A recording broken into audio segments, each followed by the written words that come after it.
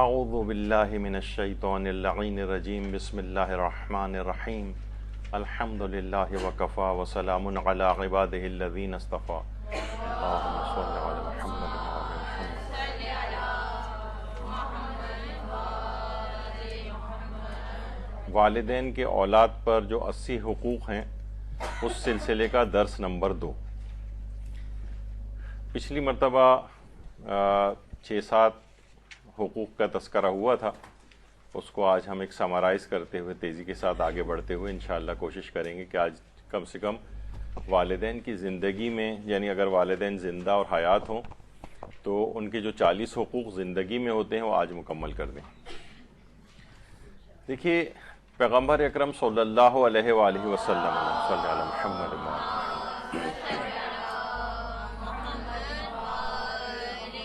فرماتے ہیں کہ اگر جنت چاہتے ہو تو والدین کی فرما بردار بنو، اور اگر دوزخ چاہتے ہو تو والدین کی نافرمانی کرو۔ یعنی جنتی ہونا اور جہنمی ہونے کا جو معیار ہے وہ والدین کی فرما برداری اور ان کی نافرمانی کے اوپر منحصر ہے۔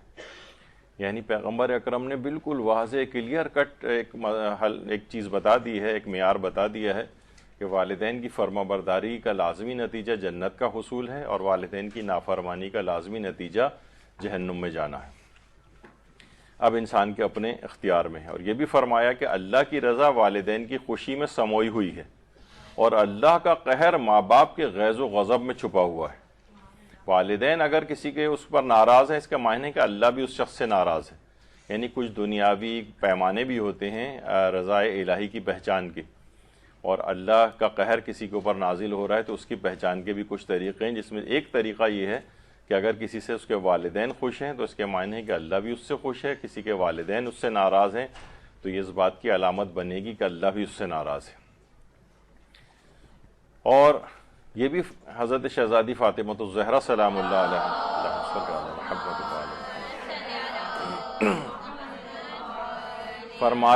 فرماتی ہیں کہ پروردگار عالم نے والدین کے ساتھ نیکی کرنے کو اپنی ناراضگی کے لیے ڈھال بنایا ہے۔ یعنی کوئی اگر والدین کے ساتھ نیکی کرتا ہے تو گویا مختلف اگر اس کے اعمال ایسے بھی ہیں کہ جیسے عذاب آ سکتا ہے اس کے اوپر، تب بھی وہ نیکی جا کر ڈھال بن جائے گی اور عذاب خدا سے اس کو بچا لے گی، والدین کے ساتھ نیکی۔ تو یہ بہت اہم بات ہے۔ اور والدین کے اس قدر حقوق ہیں کہ صحیفہ کاملہ میں ہمارے امام زین العابدین علیہ السلام فرماتے ہیں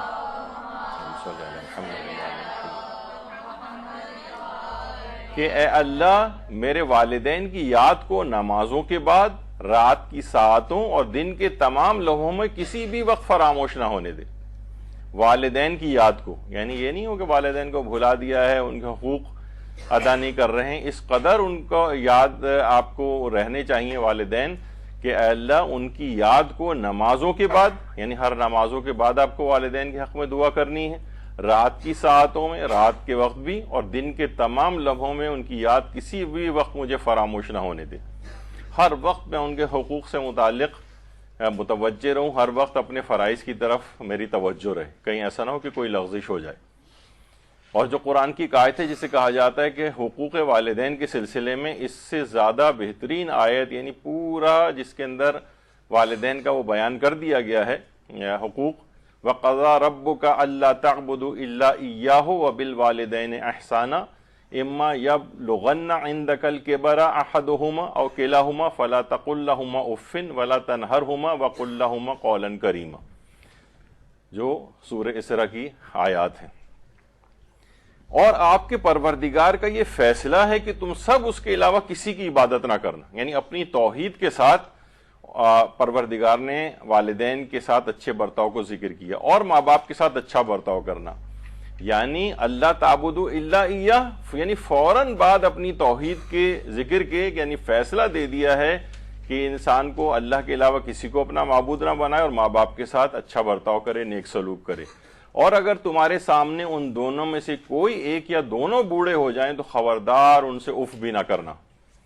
اف بھی نہ کہنا، اور انہیں جھڑکنا بھی نہیں، اور ان سے ہمیشہ شریفانہ گفتگو کرتے رہنا۔ ابھی وَلَا تَقُل لَّهُمَا أُفٍّ پہ آگے چل کر ہماری گفتگو آئے گی بھی کہ یہاں پر اف کرنے سے کیا مراد ہے۔ اور اس میں تو اللہ کا فیصلہ تھا، اور یہاں پہ ہے کہ ہم نے انسان کو ماں باپ کے ساتھ نیک برتاؤ کرنے کی نصیحت کی ہے، وَوَصَّيْنَا الْإِنسَانَ بِوَالِدَيْهِ حُسْنًا۔ دیکھیے کتنی قرآن کے اندر آیات والدین کے سلسلے میں آئی ہیں،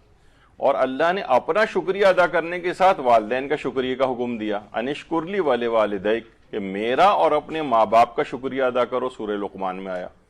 یعنی کبھی اپنی توحید کے ساتھ والدین کے ساتھ نیک برتاؤ کا حکم دے رہا ہے، کبھی اپنے شکر کے ساتھ والدین کا شکر کرنے کا حکم دے رہا ہے، تو اس کی کس قدر اہمیت ہے۔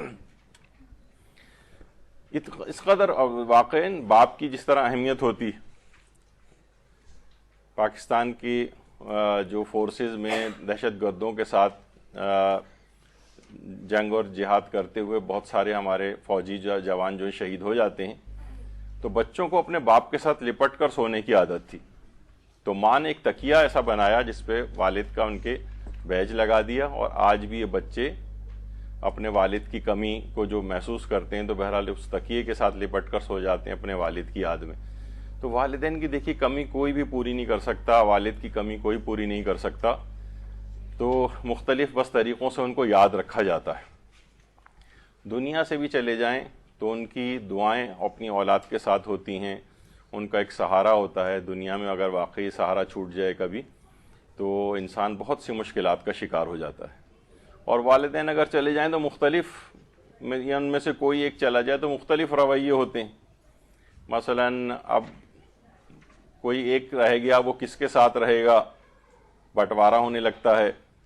پھر لوگ جو ہیں جو یعنی کہا جاتا ہے نا کہ وہ والد کے جو کہ ہمیشہ جس کے منہ سے کہانیاں سن کر سویا جاتا تھا، بچوں کو ان کا بولنا بھی برا لگنے لگتا ہے، کہ یعنی وہ کچھ بولتے ہیں فوراً چٹاخ سے جواب ان کو دیا جاتا ہے، ان کے ساتھ برا سلوک کیا جاتا ہے۔ بہویں گھر میں آ جاتی ہیں تو یہ کتنی جگہوں سے مجھے یہ بات سننے کو ملی ہے کہ آپ جو ہے میرے شوہر کا دیا ہوا کھاتے ہیں، یعنی جو اپنے ساس اور سسر کو جو اس طرح کی باتیں بہویں جو ہیں وہ آ کر کہنے لگتی ہیں۔ تو یہ سب یہ رویے ہیں معاشرے کے اندر جس کی عکاسی اس میں کی گئی ہے۔ اچھا اب دیکھیے ایک چیز ہے کہ ہمیشہ اولاد کو فضائل خدمت والدین شروع سے رٹوا دینے چاہیے۔ میں نے پچھلی نشست میں بھی عرض کیا تھا، ان کو قرآنی آیات رٹوائیں، ان کو احادیث مبارکہ اس سلسلے میں رٹوا دیں، روزانہ پوچھیں۔ کتنے واقعات آپ دیکھ رہی ہیں ابھی بھی بیان ہوں گے، آئندہ نشستوں میں بھی بیان ہوں گے کہ کس طرح سے علماء نے، بڑے بڑے علماء نے کس طرح سے مقامات کو حاصل کیا ہے خدمت والدین کے ذریعے۔ دنیا کی کامیابیاں کون کون سی ملتی ہیں، آخرت کی کامیابیاں کون سی ملتی ہیں۔ دنیاوی کامیابیوں کے لحاظ سے آج میرے پاس وقت نہیں ہے، ظاہر ہے گفتگو طویل ہوتی چلی جاتی ہے، ورنہ کتنے ہی ایسے نیک اولادیں ہیں جو عام مثلا سی ایس ایس کا ایگزام پاس کیا، اسسٹنٹ کمشنر خاتون لگ گئیں، اب سب سے پہلے اپنے والد کو، وہ مزدور والد جو ہے جو مثلا کانکن ہے، مائنز کے اندر جو کام کرتے ہیں، ان کو اپنی کرسی پر لا کر بٹھایا، کیونکہ نیک ظاہر ہے والدین تو بہت ہی یعنی غریب اور اس طرح کی شخصیت پڑھے لکھے بھی نہیں ہیں، لیکن اپنی اولادوں کو پڑھا دیا۔ تو نیک بچے جو ہوتے ہیں وہ اس طرح سے یعنی جن کو اس بات کی اہمیت کا احساس ہوتا ہے پھر اپنی سیٹ پر لا کر بٹھا رہے ہیں، بڑے بڑے مقامات کو ان کو بتایا جائے۔ مثلا جو بہت بہترین فٹ بال پلیئر ہے رونالڈو، وہ کبھی اس کی اپنی پریس کانفرنس کے درمیان بھی اگر ماں کی کوئی کال آ جاتی ہے تو سب سے پہلے تو پریس کانفرنس روک کے کال اٹھاتا ہے کہ اس ماں نے میرے لیے بے تحاشا، ہم لوگ خود کہتا ہے کہ ہم غریب خاندان سے تعلق رکھتے تھے، ماں نے کتنی محنتیں کر کے مجھے اس مقام تک پہنچایا ہے۔ اب یعنی اتنی بھی نہیں کہ وہ چلے میں پریس کانفرنس کے بعد ماں سے بات کر لوں گا، وہ تمام روک دیتا ہے اور اس سے بات کرتا ہے۔ بچوں کو بتایا جائے کہ دیکھو اتنے بڑے بڑے مقامات کوئی اپنی نیکوکاری کی وجہ سے، یعنی اس میں اسلام کا بھی دخل نہیں، چاہے وہ غیر مسلم ہی کیوں نہ ہو، لیکن اس کو دنیاوی فائدے ملتے ہیں۔ تو اولاد کو یہ سارے فضائل، واقعات، چیزیں یہ جمع کر کے اپنی آبزرویشن ہر وقت، بس یہ نہیں کہ اداکار ہوں اور اس کے اندر بس آپ جو ہیں وہ ان کے انٹرویوز اور فضول مارننگ شوز اور گیم شوز وغیرہ خالی دیکھتے رہیں، ان سب کے اندر سے چیزیں پوائنٹ نوٹ کیا کریں اور وہ پھر آگے جو ہیں لوگوں کو اہم چیزیں جو ہیں وہ بتایا کریں۔ تو شروع سے اگر رٹوا دیں ان کو تو اولاد کو شروع سے احساس ہوگا، گاہے بگاہے ان سے اپنی خدمت لیں، جیسے کہ پچھلی دفعہ بھی ہم نے اس بات کو ذکر کیا تھا۔ شیخ مرتضی انصاری کا بار بار تذکر آتا ہے کہ کس قدر اپنی والدہ کے اس کے اندر رو رہے تھے یہ شیخ مرتضی انصاری، اور کہتے تھے کہ آج میں جس مقام پر بھی ہوں، یعنی وہ شخص کے جس کی کتابیں پڑھے بغیر کوئی شخص آج مجتہد نہیں ہو سکتا، وہ اتنا بڑا مقام کیسے حاصل کیا؟ خود شیخ انصاری کہتے ہیں کہ سب میں نے اپنی ماں کی وجہ سے حاصل کیا ہے۔ تم کہہ رہے ہو کہ میں بچوں کی طرح سے بلک بلک کے نہ رہوں، اسی ماں نے ہی تو یہ تمام زحمتیں اٹھائی تھیں اور مجھے اس قابل بنایا کہ آج میں شیخ انصاری بناؤں۔ تو یہ تمام مثالیں لوگوں کے سامنے، اور کتنا مقام حاصل کیا کہ پھر نجف میں حضرت امیر المومنین علیہ الصلوۃ والسلام اللہم صلی علی محمد وعلی محمد کہ روضہ اقدس میں شیخ انصاری کی قبر مبارک، اور شیخ انصاری اپنی والدہ کی بھی اسی لحاظ سے پھر بہت خدمت کرتے تھے، ان کے لیے پانی گرم کرتے تھے، نماز شب کے لیے اٹھاتے تھے، اپنی پیٹھ پہ لاد کر ان کو جو ہے وہ لے کر جاتے تھے، اور بہت ساری اس طرح کی چیزیں جو ہیں شیخ انصاری۔ تو ظاہر ہے پھر یہ اتنے بڑے بڑے مقامات ملنے ہی ہوتے۔ اور شیخ آیت اللہ مرتضیٰ مطہری فرماتے تھے، کبھی کبھی میں اپنی زندگی کے بارے میں یہ سوچتا ہوں تو مجھے یہ محسوس ہوتا ہے کہ وہ چیز جس کی وجہ سے میری زندگی میں آج برکت ہے اور ہمیشہ لطف خدا شامل حال ہے، وہ والدین کے ساتھ نیکی کرنا ہے۔ دشواریوں اور سختیوں کے باوجود جہاں تک مجھ سے ممکن ہو سکا ہے میں نے ان کی خدمت کی۔ یعنی بڑے بڑے علماء اپنی تمام توفیقات، اپنی تمام کامیابیوں کو والدین کے کھاتے کے اندر ڈالتے ہیں کہ ان کی خدمت کی وجہ سے ہمیں یہ مقام ملا ہے۔ تو یعنی فرماتے ہیں اسی سے میری زندگی میں برکت ہے اور ہمیشہ لطف خداوندی اسی وجہ سے شامل حال رہا۔ سید مرتضیٰ علم الہدیٰ، بہت سارے علماء، یہ وہ تھے جو شیخ مفید کے شاگرد تھے اور سید رضی کے بھائی ہیں، سید رضی کے بھائی ہیں، وہی سید رضی جنہوں نے نہج البلاغہ تالیف کی، یہ دونوں بھائی تھے، اور ان کو علم الہدیٰ کا خطاب ایک بزرگ نے خواب میں امیر المومنین کو اسی زمانے میں دیکھا تھا، جو سید مرتضیٰ کے متعلق یہ بات کہہ رہے تھے کہ میرے یعنی جس میں وہ بار بار ان کو علم الہدیٰ کہہ کر خطاب کر رہے تھے۔ اور ایک دفعہ شیخ مفید کے ساتھ ان کا ایک علمی اختلاف ہوا تھا، سید مرتضیٰ کا ان استاد اور شاگرد میں شیخ مفید استاد تھے، سید مرتضیٰ شاگرد تھے، تو انہوں نے کہا کہ ہم اس اختلاف کو امیر المومنین کی ذریعے میں لکھ کر ڈالتے ہیں، دیکھتے ہیں وہاں سے کیا جواب آتا ہے۔ تو وہاں سے جواب آیا کہ الحق مع الولد علم الہدیٰ والشیخ معتمدی، یعنی امیر المومنین کی طرف سے جواب آیا کہ حق میرے بیٹے علم الہدیٰ کے ساتھ ہے اور شیخ مفید پر بھی مجھے کامل و بھروسہ ہے، جو کہ اکثر علماء جو ہے وہ مجتہدین کے درمیان جو اختلاف ہوتا ہے تو دونوں حق پہ کیسے ہوتے ہیں، یعنی کوئی یہ غلط ہوگا نہیں، ہر شخص اپنے اپنے مطابق، یعنی امام نے یہ نہیں کہا کہ جو ہے ان کا پورا انکار کر دیا ہو شیخ مفید کا، کہ شیخ مفید اس مسئلے میں ایک نجاست اور طہارت کا ایک مسئلہ پیش آیا تھا، دونوں میں کانفلکٹ ہوا تھا، تو علم الہدیٰ کا خطاب امیر المومنین نے ان کو دیا تھا۔ تو سید، اچھا یہ بھی اپنی والدہ شیخ مفید نے خواب میں دیکھا تھا کہ حضرت فاطمہ الزہرا سلام اللہ علیہ تشریف لائیں،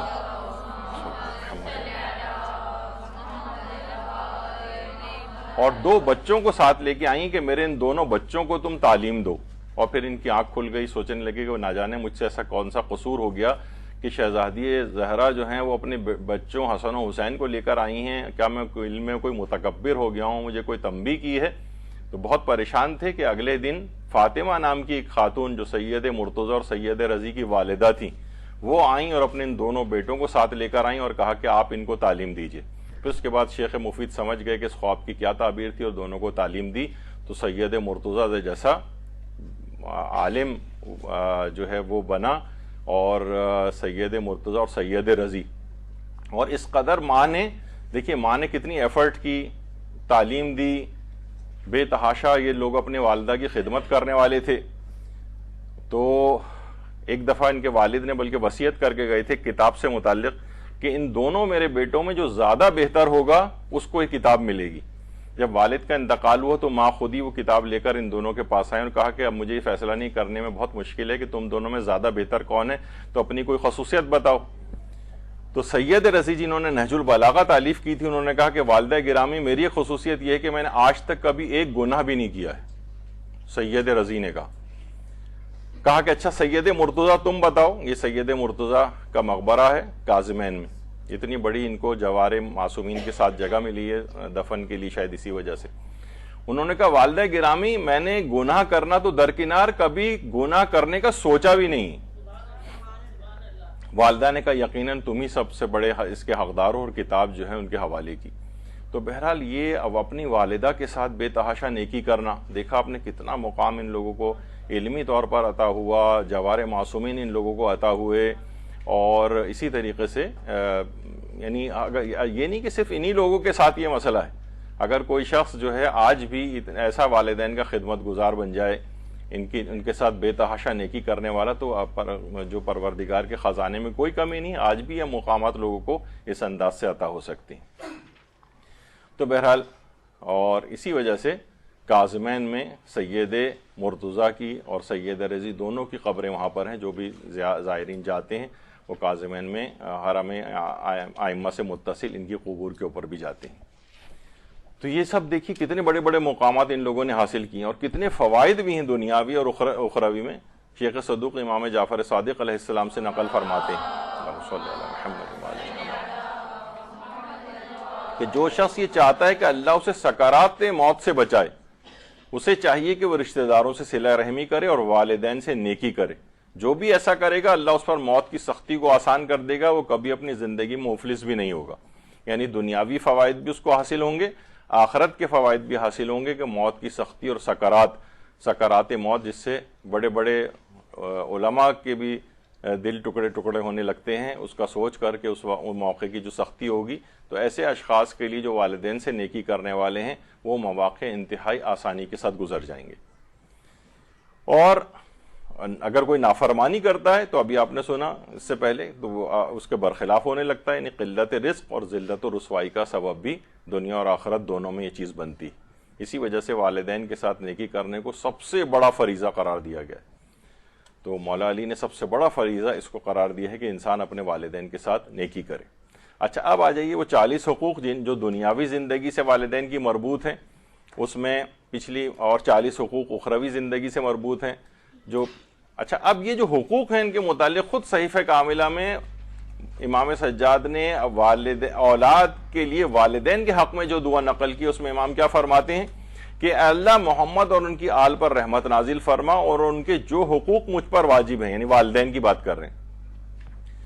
ان کے جو حقوق مجھ پر واجب ہیں ان کا علم بذریعہ الہام عطا کر، اور ان تمام واجبات کا علم بے کم و کاست میرے لیے مہیا فرما دے، پھر جو بھی مجھے تو بذریعہ الہام بتائے مجھے اس پر کاربند رکھ، اس سلسلے میں جو بصیرت علمی عطا کرے اس پر عمل پیرا ہونے کی توفیق دے، تاکہ ان باتوں میں سے جو تو نے مجھے تعلیم کی کوئی بات بھی عمل میں لائے بغیر نہ رہ جائے، اور اس خدمت گزاری سے جو تو نے مجھے بتلائی ہے میرے ہاتھ پاؤں تھکن محسوس نہ کریں۔ یعنی والدین کی ایسی میں خدمت کروں کہ مجھے ایک تو ان کا الہام کے ذریعے مجھے ان کے حقوق پتہ چل جائیں مجھے، اور پھر میں ان پر کاربند بھی رہوں، اور مجھے اتنی علمی بصیرت بھی عطا کر کہ میں اس پر عمل پیرا بھی ہوتا رہوں، اور کوئی ایک بات بھی ایسی نہ ہو۔ اب جو حقوق آپ حاصل سنتی جا رہی ہیں اور آپ کے اس میں آتے جا رہے ہیں علم میں، آپ کوئی بات ایسی نہ ہو جو آپ نے تعلیم حاصل کی ہے وہ جو عمل میں لائے بغیر رہ جائے، اور اس خدمت گزاری سے جو آپ نے مجھے اے پروردگار تعلیم فرمائی ہے میرے ہاتھ پاؤں تھکن محسوس نہ کریں۔ یعنی ایسا نہ ہو میں بیزاری محسوس کروں، والدین بیمار ہو گئے تو میں بیزار ہو جاؤں، ان کی خدمت میں ایک بیزاری آنے لگے، ایسا کبھی بھی نہ ہو۔ یعنی امام کی باقاعدہ دعا ہے صحیفہ کاملہ میں اولاد کی والدین کے حق میں جو دعا ہے، تو اس میں سب سے پچھلی دفعہ ہم نے بہت ذکر کیا تھا، میں آج تیزی سے گزروں گا تاکہ وہ ایک ترتیب میں آ جائے کہ والدین کا بہت زیادہ احترام کرنا، اور میں نے کہا تھا وہ احترام نظر بھی آنا چاہیے۔ دوسری چیز یہ تھی کہ والدین کی خلاف شرع باتوں کے علاوہ ان کی ہر بات ماننا، وہ ہم نے پچھلی دفعہ اس کی مثالیں بھی عرض کی تھیں کہ کون کون سی باتیں خلاف شرع پہ اگر وہ مجبور کریں تو جو ہے وہ مثلا اس کے اندر یہ بات بھی آئی تھی کہ جناب وہ کوئی ایسی حرام تقریبات یا تقریبات میں حرام چیزیں، آج کل ایک اور چیز بڑی پھیلتی جا رہی ہے اور وہ فسق و فجور، لوگ غلط اس سے مسئلے سے استفادہ کر رہے ہیں، وہ کہتے ہیں یہ قوالی نائٹ آج کل کافی شروع ہو گئی، یعنی عام سے جو ہے وہ افراد وہ قوالی نائٹ کرنے لگے۔ قوالی نائٹ ایک فسق و فجور کا ایک پورا پروگرام، وہ پوری محفل لہو و لعب کی محفل بن جاتی۔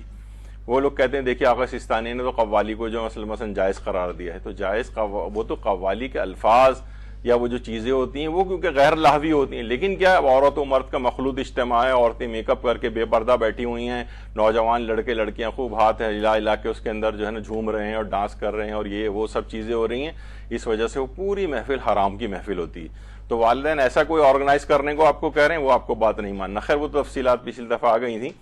کہ والدین کا خلاف شریعت کوئی بھی حکم ماننا یہ جائز نہیں ہے۔ اور پھر یہ بھی بتایا گیا تھا تیسرا حق کہ والدین کے آگے اور ان کی طرف پشت کر کے نہ بیٹھنا، یہ ان کے مستحب ایک لحاظ سے یا آپ کو ثواب ملے گا اس کا کہ اس بات کا آپ خیال رکھیں۔ اور پچھلی دفعہ بھی امام خمینی کا تذکرہ ہوا تھا اور انہوں نے ڈانٹ لگائی تھی ایک آدمی کو کہ جس کے والد اس کے پیچھے کھڑے ہوئے تھے۔ پھر اگلی چیز ان کے احترام میں کھڑے ہو جانا اور وہ جب تک نہ بیٹھے نہ بیٹھنا۔ دیکھیے پیغمبر اکرم کا جو اپنا ایک طریقہ کار تھا کہ شہزادی زہرا سلام اللہ علیہ جب تشریف لاتی تھیں، اللہم صلی علی محمد وعلی محمد، تو پیغمبر ان کے لیے کھڑے ہو جاتے تھے، بلکہ آگے بڑھ کر تیز رفتاری کے ساتھ جاتے تھے اور ان کا استقبال کرتے تھے، اپنی نشست پہ لا کر بٹھاتے تھے۔ اچھا یہ ہر بیٹی کے اعتبار سے ورنہ یہ چیز مستحب ہو جاتی ہے، یعنی اگر پیغمبر کی، یہ صرف حضرت زہرا سے مخصوص ہے، لیکن حضرت زہرا سلام اللہ علیہ کا اپنا طریقہ کار کیا تھا۔ حضرت زہرا شدت سے اپنے والد گرامی کا احترام کرتی تھیں، اکثر ان کے ہاتھوں کو چومتی تھیں، اپنے والد کے احترام میں اپنی جگہ سے اٹھ جاتی تھیں اور گرم جوشی سے ان کا استقبال کرتی تھیں، یعنی وہی چیز کہ احترام کی جھلک جو ہے وہ نظر آنی چاہیے۔ تو بہرحال یہ ایک چیز ہے۔ اور پھر اگلا حق یہ بیان ہوا تھا کہ راستہ چلتے ہوئے جب تک کوئی عقلی یا شرعی عذر نہ ہو ان سے آگے نہ چلنا، ان سے آگے انسان نہ بڑھے۔ ہاں عقلی اور شرعی عذر ہو تو کوئی حرج نہیں ہے اس کے اندر، لیکن ورنہ وہ ہمیشہ ان کو مقدم رکھا جائے۔ جیسے آقا کوئی انتظار کر رہے تھے جب تک میرے والد آگے نہیں جائیں گے تب تک میں مدرسے میں داخل نہیں ہوں گا، پچھلی دفعہ بات آئی تھی۔ ان سے نرم لہجے میں گفتگو کرنا، یہاں پر ہمیشہ معاشرے میں برخلاف نظر آ رہا ہے۔ اولادیں والدین سے چیخ کر بات کرتی ہیں، اور اس کے اندر بہت بڑا رول میں ہمیشہ سے کہتا ہوں کہ ٹی وی ڈراموں کا ہے۔ اس کے اندر آپ آبزرو کیا کریں ذرا، نقائص کے اعتبار سے اس میں کھو نہ جایا کریں کہ بس یہ ایک فینٹیسی کی ایک دنیا ہے اور آپ جو ہے بیٹھے اس کو دیکھ رہے ہیں اور انجوائے کر رہے ہیں۔ اس میں دیکھا جائے کہ کیا کیا چیزیں آپ کو تعلیم کی جا رہی ہیں۔ اس میں ایک یہی ہے کہ والدین سے ہمیشہ اولاد کا جھگڑا دکھایا جائے گا، ہمیشہ اولاد کو والدین پر چیخنا چلانا دکھایا جائے گا، ہمیشہ ان کو ایگریسو رویہ اختیار کرنا سکھایا جائے گا والدین کے ساتھ۔ تو وہی دیکھیں معاشرے میں نظر آ رہا ہے، جوان ذرا سی اپنی بات میں کوئی ان کی نہ مانی جائے تو کیسے ایگریسو رویہ اختیار کرتے ہیں۔ شادی بیاہ کے معاملات ہو جائیں والدین کے ساتھ کیسے، وہ تو ایسا لگتا ہے جیسے فلمی دنیا کے اندر جو والدین کوئی ویلن ہوں اور وہ جو ہیں ہیرو ہوں اس کے اندر۔ تو اس طرح کی چیزیں تو نرم لہجے میں ہمیشہ ان کے ساتھ بات کرنی، کبھی بھی ایسا نہ ہو کہ سختی لہجے کے اندر آ جائے، یہ ایک چیز ہے۔ اور جب بھی کہا جاتا ہے نا کہ اپنی زبان کی تیزی اس ماں پر نہ آپ آزمائیں جس نے آپ کو حرف بحرف بولنا سکھایا ہے۔ اور ایک حدیث مسلمانوں کی کتابوں میں ہے کہ اللہ نے تم پر ماؤں کی نافرمانی اور بدسلوکی کو حرام کر دیا۔ تو ماں کے ساتھ زبان درازی کر رہے ہیں، زبان چلا رہے ہیں، ترکی بترکی ان کو جوابات دے رہے ہیں، یہ بالکل ہرگز بھی نہیں ہونا چاہیے ایسا۔ جو حق ہے والدین کا کہ اپنی آواز کو ان کی آواز پر بلند نہ کرنا۔ دیکھیے پیغمبر اکرم کے لیے تو ملتا ہے کہ اگر کسی نے ان کی آواز پہ اپنی آواز کو بلند کیا تو اس کے اعمال حبط ہو جائیں گے۔ تو یہاں بھی اپنے والدین کے لحاظ سے یہ بات ہے کہ کبھی بھی انسان گفتگو کرتے ہوئے اپنی آواز کو ان کی آواز پہ بلند نہ کرے۔ یہاں ذرا سے گھر میں کانفلکٹ کسی بات پہ ہو جاتے ہیں تو اولادوں کی آوازیں جو ہیں وہ بلند ہو جاتی ہیں، والدین بیچارے دبک کے بیٹھ جاتے ہیں، مصلحتوں کی وجہ سے خاموش ہو جاتے ہیں، لیکن یہ کہ اولاد چیختی چلاتی نظر آ رہی ہے اور آوازوں کو بلند، جب بھی توفیقات سلب ہو رہی ہیں نہ آپ دیکھ رہے ہیں لوگ دینی لحاظ سے آگے بڑھ پا رہے ہیں، نہ ٹھیک ہے بعض اوقات یہ ہوتا ہے کہ مال و دولت کچھ آ جاتا ہے، وہ بھی دنیاوی آزمائش کے طور پر ہوتا ہے، لیکن اس کے علاوہ توفیقات ان کے ہاتھ سے چھن جاتی ہیں۔ دین کے اندر روحانی اعتبار سے ترقی ہونا یہ سب بھی نہیں ہوتا، بلکہ دنیاوی اعتبار سے بھی تنزلی کا شکار لوگ نظر آ رہے ہیں۔ تو اپنی آواز کو ان کی آواز پر بلند نہ کرنا، یعنی انسان اس کے اوپر چیخ رہا ہے چلا رہا ہے، اگر وہ واقعتاً یاد کرے اپنے اس تمام شروع کے ادوار کو، کس طرح سے وہ پیدا ہوا تھا، ماں نے کتنی تکالیف اس کے لیے اٹھائی تھیں، کس طرح اس کی نجاستوں کو صاف کیا جاتا تھا۔ ایک تصویر ایک لحاظ سے بڑی مشہور اس لحاظ سے ہوئی تھی کہ ماں سے اونچی آواز میں بات کرنے سے پہلے یہ ضرور یاد کر لیا کرو، یعنی تم کس طرح سے اپنی نجاستوں کو، تمہاری جب تم چھوٹے تھے ماں کس طرح تمہاری نجاستوں کو روزانہ کی بنیاد پر کئی دفعہ صاف کیا کرتی تھی، یعنی تم اس ماں کی ان تمام چیزوں کو تو دماغ کے اندر لے کر آؤ، اس کی تمام وہ خدمات، اور تم آج اس سے چیخ کر بات کر رہے ہو۔ جبھی آیت اللہ شیخ مرتضی زاہد بڑھاپے تک میں بھی اپنی ماں کی اس قدر محنت کرتے تھے۔ میں اس لحاظ سے آپ کو واقعہ جو ہے وہ بتانے والا ہوں کہ دماغ میں رہے کہ یعنی ماں جو ہے اولاد کی نجاستوں کو جب تک وہ اتنا بڑا نہیں ہو جاتا کہ خود سے وہ صاف کر سکے، پوری اس تمام عرصے میں کس طرح سے اس کی نجاستوں کو جو ہے وہ برداشت کرتی ہے، اس کو صاف کرتی ہے۔ شیخ مرتضی زاہد سے ایک دفعہ ان کے ایک دوست ملنے کے لیے گھر آئے۔ غالباً شاید شیخ مرتضی زاہد کی والدہ جو ہیں وہ ان کی جو وہ بیوی تھیں یا گھر جو تھیں وہ انتقال کر گئی تھیں، تو وہی اپنی والدہ کی لک آفٹر کرتے تھے۔ تو کافی دیر گزر گئی، شیخ مرتضی زاہد گھر سے نکلے نہیں، اور بہت دیر بعد جب دستک دینے پر وہ باہر نکلے تو دیکھا کہ ان کے پورے جسم جو ہے وہ پانی سے گیلا ہوا ہے۔ تو انہوں نے پوچھا کیا وجہ ہوگی، میں نے بہت دیر سے دستک دے رہا تھا، آپ نے دروازہ نہیں کھولا۔ کہا کہ میری والدہ زمین گیر ہیں، مفلوج ہیں، اور پیشاب و پخانہ وغیرہ جو نجاستیں ہیں میں اس کے لیے ان کے لیے ایک برتن یعنی بیڈ پین جو ہے وہ لگا دیتا ہوں کہ اٹھ نہیں سکتی ہیں، پھر وہ مجھے آواز دے کے بلاتی ہیں، تو پھر میں جا کر وہ برتن نیچے سے نکالتا ہوں ان کے، پھر سب پاک وغیرہ کرتا ہوں۔ تو آج جب میں ان کے پاس گیا تو ان کا پاؤں لگا اور وہ نجاستیں میرے کپڑے کے اوپر آ گئیں۔ دوست نے کہا آپ کو غصہ نہیں آیا کہ نجاست آپ کو؟ کہا کہ میری ماں نے کتنے عرصے تک ان نجاستوں کو میری صاف کیا ہے، اور کتنی دفعہ میں نے اپنی ماں کو نجس کیا ہے۔ اگر آج ایسا کوئی موقع اگر آ گیا ہے کہ اس کی کوئی نجاست میرے اوپر لگ گئی ہے تو اس میں کون سی ایسی پریشانی کی بات ہے۔ اب دیکھیے شیخ مرتضی زاہد یہ کس قدر والدہ کی اتنے بڑھاپے کے اندر بھی خدمت کرنا۔ یہ وہ شخصیت ہیں کہ جو کہ حرم حضرت عباس علامدار علیہ الصلوۃ والسلام، اللہم صلی علی محمد وہاں مختلف حجرے بنے ہوئے، ان میں ایک شیخ مرتضی زاہد دفن ہے۔ دیکھیے کتنے مقامات ان لوگوں نے اپنی ماؤں کی خدمتوں سے حاصل کی ہیں، اور اس لحاظ سے بھی ان کا ایک دماغ میں رکھنا چاہیے کہ آیت اللہ سید محسن خیرازی فرماتے ہیں کہ میرے والد گرامی جو مہدی خیرازی تھے، الٹے ہاتھ پہ جو ہے محسن خیرازی، ادھر رائٹ سائڈ پہ ان کے والد مہدی خیرازی ہیں۔ کہتے ہیں میرے والد اکثر حرم حضرت عباس میں شیخ مرتضی زاہد کی قبر کے اوپر جایا کرتے تھے، تو وہاں کے خدام میں سے کسی خادم نے یہ سمجھا کہ شاید میں ان کا کوئی بہت قریبی دوست ہوں جو بار بار ان کی قبر پہ آتا ہوں، تو ایک دفعہ مجھے ایک کونے میں لے گیا اور کہا کہ ان کی قبر کا ایک کونا جو ہے اکھڑ گیا تھا اور ان کی قبر اندر سے ظاہر ہو رہی تھی، تو میں نے اندر دیکھا تو شیخ مرتضی زاہد کو انتقال ہوئے سال گزر گئے ہیں، لیکن ایسا لگتا ہے اتنا تر و تازہ اتنا ان کا جسم اور کفن ہے کہ لگتا ہے کہ ابھی کل ہی دفن ہوئے ہوں۔ تو اگر آپ کہیں درود بھیجیے محمد علیہ وسلم۔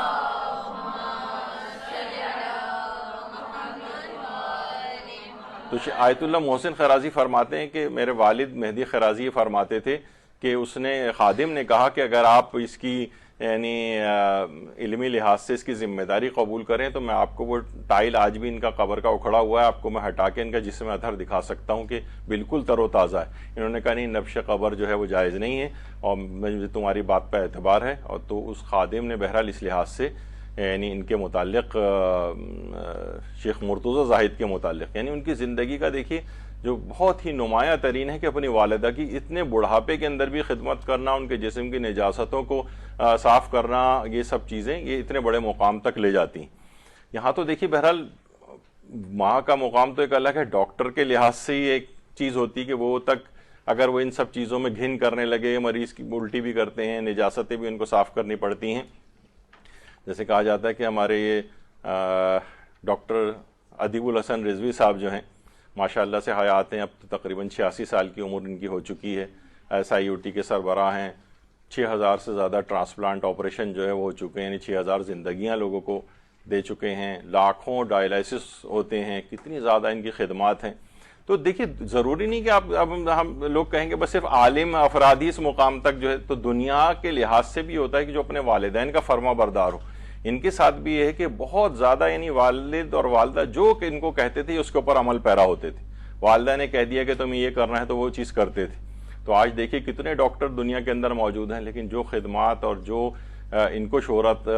حاصل ہے عالمگیر، وہ کتنے کم افراد کے پاس ہوتی۔ ان کے والد کے اندر بھی ایک بڑی خصوصیت تھی کہ وہ ویسے تو چیف انجینئر تھے، لیکن اور ظاہر گھر میں مختلف مزارع ملازمین وغیرہ بھی ہوتے، تو ملازمین کے بچوں میں اور اپنے بچوں میں کوئی فرق ہی نہیں رکھتے تھے،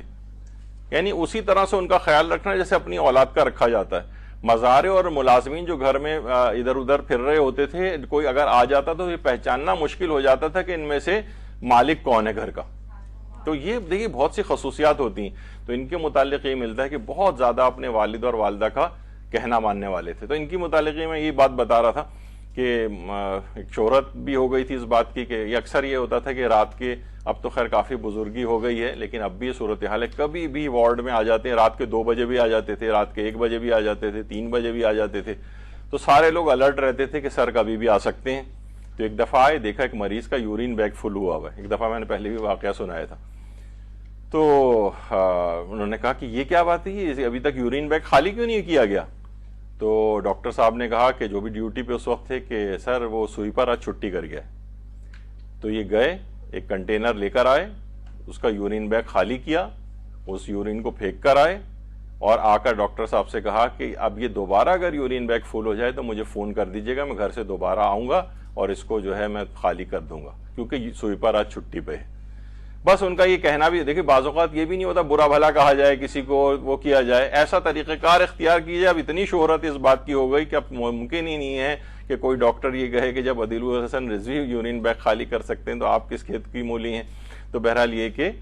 اس کے بعد پھر کسی کے اندر یہ ضرورت نہیں کہ کوئی بہانہ بنائے کہ آج سویپر چھٹی پہ۔ تو بہرحال یہ تو ایک عام ایک ظاہر ایک مریض جس سے ہمارا کوئی رشتہ داری بھی نہیں ہے، کوئی تعلق بھی نہیں ہے، تو والدین کے سلسلے میں اگر کبھی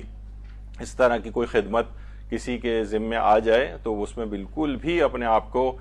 وہ نہ کرے کہ ہر بس عام طور پہ یہ ہوتا ہے نا کہ آج ذرا پیسوں کی لحاظ سے بہتری آ گئی ہے تو لوگ فوراً جو ہے جناب وہ وارڈ بوائے کا انتظام کر لیتے ہیں، میل نرس کا انتظام کر لیتے ہیں،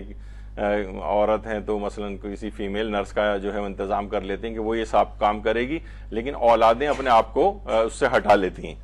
تو بہرحال اتنے بڑے بڑے مقامات آپ نے دیکھا، شیخ مرتضی زاہد حرم حضرت عباس میں مدفون ہیں اور کتنے بڑے بڑے آج تک ان کا جو ہے اس لحاظ سے تذکرہ ہو رہا ہے کہ اپنی والدہ کی جسم کی نجاستوں کو بھی اس انداز سے وہ صاف کرتے تھے۔ اور دیکھیں ان بزرگ ڈاکٹر کو بھی کہ بہرحال یہ کہ کتنا، تو بہت سی چیزیں ان لوگوں کا معائنہ بھی کرنا چاہیے کہ ان کی زندگیوں کے یہ بڑے بڑے مقامات کیسے ان لوگوں نے آخر حاصل کیے ہیں۔ 10واں حق یہ ہے کہ ان کو کبھی ان کے نام سے نہ پکارا جائے، نام سے۔ دیکھیے قرآن کے اندر بھی ہے کہ حضرت ابراہیم کے والد کا نام تو طارق تھا، لیکن قرآن کے اندر ان کے چچا کا تذکرہ بار بار آیا، آزر کا،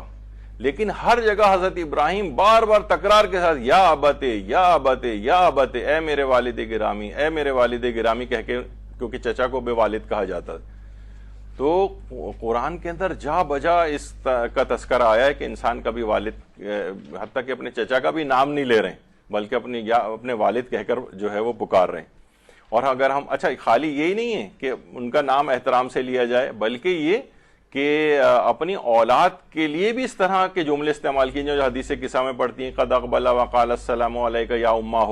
السلام علیکی یا امہ، کہ والدہ گرامی آپ پر میرا سلام، فقلت وعلیک السلام یا ولدی و یا قرۃ عینی و ثمرۃ فؤادی۔ یہ یعنی ہمیں سکھائی جا رہی ہے چیز کہ اے میرے بیٹے، اے میری آنکھوں کی جو ہے وہ ٹھنڈک، یا میری آنکھوں کی روشنی، اور اے میرے میوہ دل، یہ کہہ کے خطاب کیا جا رہا ہے۔ تو ہمیشہ کبھی والدین کو اپنی اولاد کے ساتھ اس قسم کی چیزیں بھی رکھنی چاہیے، اس سے ان کی اٹیچمنٹ بڑھتی ہے۔ بالکل ایک ڈسٹنس رکھنا، ان خونخوار نگاہوں سے مثلا ان کو بس دیکھتے رہنا خالی، یہ مناسب نہیں۔ اس سے ان کے آپس میں جب اس قسم کے الفاظ بھی استعمال ہوتے ہیں تو والدین کے لیے بھی کبھی نام لے کر ان کو نہ کہا جائے، بلکہ مثلا بہت سے لوگ ابو جان یا اس طرح کی چیزیں کہتے ہیں، دادا حضور، دادا جان، تو بہرحال یہ اس قسم کے الفاظ کہنے سے بھی فرق پڑتا ہے۔ جتنے اچھے الفاظ استعمال کریں گے ان کے لیے اس قدر ہی ان کی اٹیچمنٹ بڑھے گی، اور ان کا ایک حقوق بھی ہے۔ یہ خود ہم دیکھتے ہیں کہ امام موسیٰ کاظم علیہ السلام کی اپنی بیٹی معصومہ قم سلام اللہ علیہ، اللہم صلی علی محمد وعلی محمد، کہ مومنین کے گروہ نے اپنی علمی تشنگی دور کرنے کے لیے امام موسیٰ کاظم سے ملاقات کے غرض سے سفر کیا. امام موسیٰ کاظم کسی سفر کی وجہ سے مدینے موجود نہ تھے تو حضرت فاطمہ معصومہ قم سلام اللہ علیہ نے ان سوالات کے جوابات خود ہی تحریر فرما دیے. اور جب وہ لوگ راستے میں امام موسیٰ کاظم سے ملے اور ان جوابات کو پیش کیا تو امام موسیٰ کاظم نے ان جوابات کو دیکھ کر 3 مرتبہ فرمایا فاطمہ معصومہ پر ان کا باپ فدا ہو جائے. اب آپ دیکھیں کہ یہ سب اس قسم کے الفاظ یہ آپس میں بہت زیادہ والدین کے اپنی اولاد کے ساتھ جتنا بھی پیار و محبت والے الفاظ بھی طریقہ کار بھی سب کچھ ہوگا اتنا ہی ان کے درمیان وہ بانڈیج اور وہ اضافہ ہوگا, اس کے اندر تقویت ہوگی ان کے درمیان محبتوں کی, اور پھر وہ نافرمانیوں کی طرف نہیں جائیں گے. تو ہمارے ہاں بس ہر وقت ایک دوسرے کو برا بھلا کہنا, والدین ان کو برا بھلا کہہ رہے ہیں, وہ والدین کے اوپر چیخ رہے ہیں, تو ایک گھر ایک عجیب جہنم کا سا نمونہ بنا ہوا نظر آتا ہے.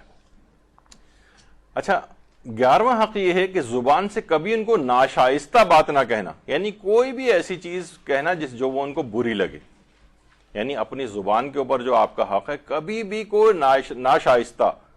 وہ آواز کو بلند کرنا, چیخنا, چلانا وہ سب ہے, لیکن کبھی مثلا ناشائستہ بات سے مراد ہے کہ کبھی طنز کر رہے ہیں ان کے اوپر, کوئی تانا دے رہے ہیں ان کو کسی بات کا, ایسا کبھی بھی نہیں. کوئی ایسی چیز نہیں کہ لوگ جو ان کو محسوس ہو کہ یہ ناشائستہ بات آپ نے ان سے کہی, یہ ان کا حق ہے. تو زبان سے کبھی ناشائستہ بات ان سے نہ کہنا. جب بھی وہ گفتگو کر رہے ہوں ان کی قطع کلامی نہ کرنا, یعنی ان کی بات پوری سنیں. کہیں ایسا نہ ہو کہ مثلا فوراً اولاد جو ہے جھڑک دیتی ہے والدین کو, نہیں امی ایسا نہیں یوں ابھی بات کر رہی ہوں یا والد بات کر رہے ہوں, تو یہ ان کی کبھی قطع کلامی بھی نہ کی جائے. ان کی بات کو روک کر اپنی بات کہنے لگنا, ان کی بات پوری اچھی طرح سنیں, پھر آہستگی کے ساتھ اپنی بات آپ کہیں. اس کے علاوہ یہ ہے کہ اگر کوئی بات خلاف شرع نہ ہو تو اسے رد نہ کرنا. ضروری نہیں کہ وہ تو ابھی آپ نے سن لیا کہ خلاف شرع بات ہو تو نہیں مانی جائے گی, لیکن بہت سی اور بھی چیزیں ان کی ہوتی ہیں. ان کی بات وہ کہتے ہیں کہ یہ کام کر لو, اس طرح نہ کرو. وہ اولاد سے کہتے ہیں فلاں سے تمہارا جو دوست اچھا نہیں ہے, ظاہر ہے ان کی نگاہ ایک الگ طریقے سے ہوتی ہے, یہ تمہاری سہیلی اچھی نہیں, اس سے نہیں ملو. یعنی کوئی بھی چیز تو اس کو بھی آپ رد نہ کریں. یعنی اس کے اندر بڑی مصلحتیں ہوتی ہیں, وہ ایک زندگی گزار چکے ہوتے ہیں, انسانوں کی پرکھ ان کے اندر آ جاتی ہے. بعض اوقات آپ لوگ نہیں دیکھ پاتے ہیں کہ انسان جو ہے کہ اس کا دوست اس میں کیا برائی ہے اچھائی ہے, تو وہ لیکن وہ محسوس کر لیتے ہیں کہ مناسب نہیں. تو یعنی کوئی بھی ایسی بات کہ جس میں کوئی ایسا آپ کا کوئی نقصان نہیں ہو, خلاف شریعت بات نہیں ہو, تو آپ ان کی وہ باتیں بھی مان لیں. یہ حقوق والدین میں سے ایک چیز آتی ہے, اسے بھی رد نہ کریں. 14واں حق یہ ہے کہ ان کو امر و نہیں کی شکل میں خطاب نہ کرنا. یعنی اگر وہ کوئی آپ کو کوئی غلطی کرتے نظر آئے فقہی اعتبار سے, کوئی شرعی اعتبار سے, مثلا فوراً امی آپ کا جو ہے یہ کیا آپ کی نماز ساری باتیں لے, آپ دوپٹے میں نماز پڑھ رہی, یہ جو امر و نہیں کی شکل میں خطاب نہ کریں, بلکہ فقہی مسئلہ بتاتے ہیں کہ نماز پڑھتے ہوئے لباس کے اندر سے بال جھلکنے نہیں چاہیے. یعنی لیکن خطاب ایسا نہ ہو کہ ذرا توہین آمیز ہو, آپ کی تو نماز ہی ساری باتیں لیں, ارے آپ نے یہ کیا کر دیا, یہ تو دیکھیے کہ غلط کام کر دیا آپ نے, امی آپ بہت غیبتیں کرتی ہیں مثلا. یہ اس طرح کی چیزیں نہیں ہونی چاہیے. امر و نہیں کی شکل میں خطاب نہ کیا جائے. یہاں تک کہ ہم نے ایک دفعہ یہاں پر امر بالمعروف اور نہی عن المنکر کے فقہی احکام کے اوپر شاید 2.5 گھنٹے کا ایک درس ہو چکا ہے, اور اس میں تمام مسائل فقہ کہ کیسے امر بالمعروف کیا جاتا ہے. تو اس میں کرنے کے پہلے تو 5 شرطیں پوری ہونی چاہیے, جب شرائط پوری ہو جائیں تو پھر امر بالمعروف کیا کیسے جاتا ہے وہ 4 مرحلوں میں ہوتا ہے, وہ بیان ہوا تھا. وہ آج بھی انٹرنیٹ پہ موجود ہے, آپ اس کو فقہی احکام اس کے سن سکتے ہیں. اور اس قدر فقہی احکام ہے کہ ہمارے استاد محترم یہ فرماتے تھے کہ اس قدر امر بالمعروف اور نہی عن المنکر کے فقہی احکام ہے کہ پوری توضیح المسائل جتنی کتاب تیار ہو سکتی ہے, اتنے زیادہ احکام ہے اس کے. اس میں ایک چیز آئی تھی, ایک تو ہے کہ پہلے انداز و طریقے سے کسی کو سمجھایا جائے, منہ سے زبان استعمال نہ کی جائے. دوسرا مرحلہ ہے زبان سے بھی کام نہ چلے, تو بعض حالات میں بعض شرائط کے تحت مارنا گناہگار کو, لیکن خون نکلنے سے کم. یہ مرحلہ بھی آتا ہے. مثلا کوئی بہت بڑا گناہ کرنے جا رہا ہے, اب اس کو جو ہے مارے بغیر یعنی باز نہیں آئے گا, ہیرونچیوں کے پاس بیٹھ رہا ہے, جیب کتروں کے پاس, سنیچرز کے ساتھ, اور معلوم ہے جوان ہے, اس کو اگر ہم نے اس وقت سزا نہیں دی, اوپر مار پیٹ کے فقہی احکام یہاں بیان کر چکے ہیں. تو بہرحال ایک مرحلہ آتا ہے کبھی کبھار مارنے کا بھی, لیکن والدین کے سلسلے میں یہ والا حکم نہیں.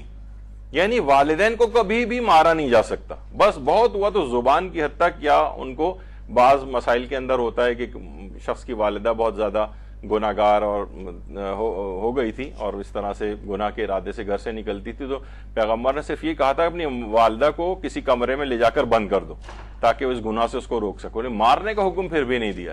تو والدین کے سلسلے میں ہے کہ امر و نہی کی شکل میں ان سے خطاب بھی نہیں کیا جائے، یعنی ایک کہ ایسا نہ ہو کہ آپ بڑے برتر ہیں اور آپ یہ چیز غلط کر رہے ہیں، دیکھیے یہ آپ کی غلطی ہے، یہ ہے، اس طرح خطاب نہ کیا جائے، بلکہ جو فقہی حکم ہے وہ آہستگی کے ساتھ ان کو بتا دیا جائے۔ تو یہ کہ ان کا حق ہے امر و نہی کی شکل میں خطاب نہ کرنا، بے جا اف تک نہ کہنا جس سے انہیں اذیت ہو، بے جا اف تک نہ کہنا، جو قرآن کی جو آیت ہے بنی اسرائیل کی، فلا تقل لہما اف، خبردار کبھی اف بھی نہ کرنا، اور نہ ہی ولا تنہرہما، یعنی کبھی ان کو جھڑکنا نہیں، ان کے ساتھ کبھی ڈانٹ ڈپٹ نہ کرنا۔ اور علماء یہ کہتے ہیں کہ بڑھاپے میں والدین بے بس، لاچار اور کمزور ہو جاتے ہیں، جبکہ اولاد جوان اور ان کے وسائل پر قابض بھی ہو جاتی ہے۔ تو بہرحال ان حالات میں والدین کا ادب و احترام اللہ کے ہاں سرخرو ہونے کا سبب بھی بنتا ہے۔ تو خود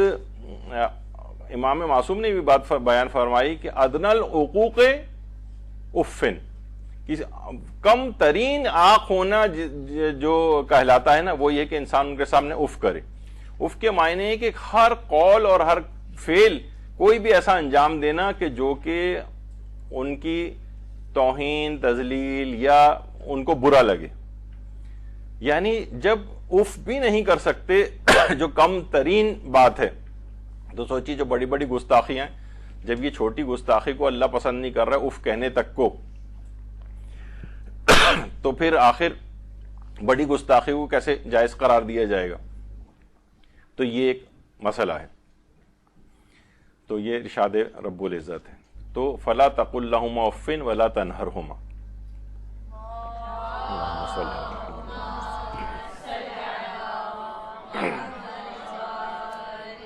ہمیں اولاد نظر آتی ہے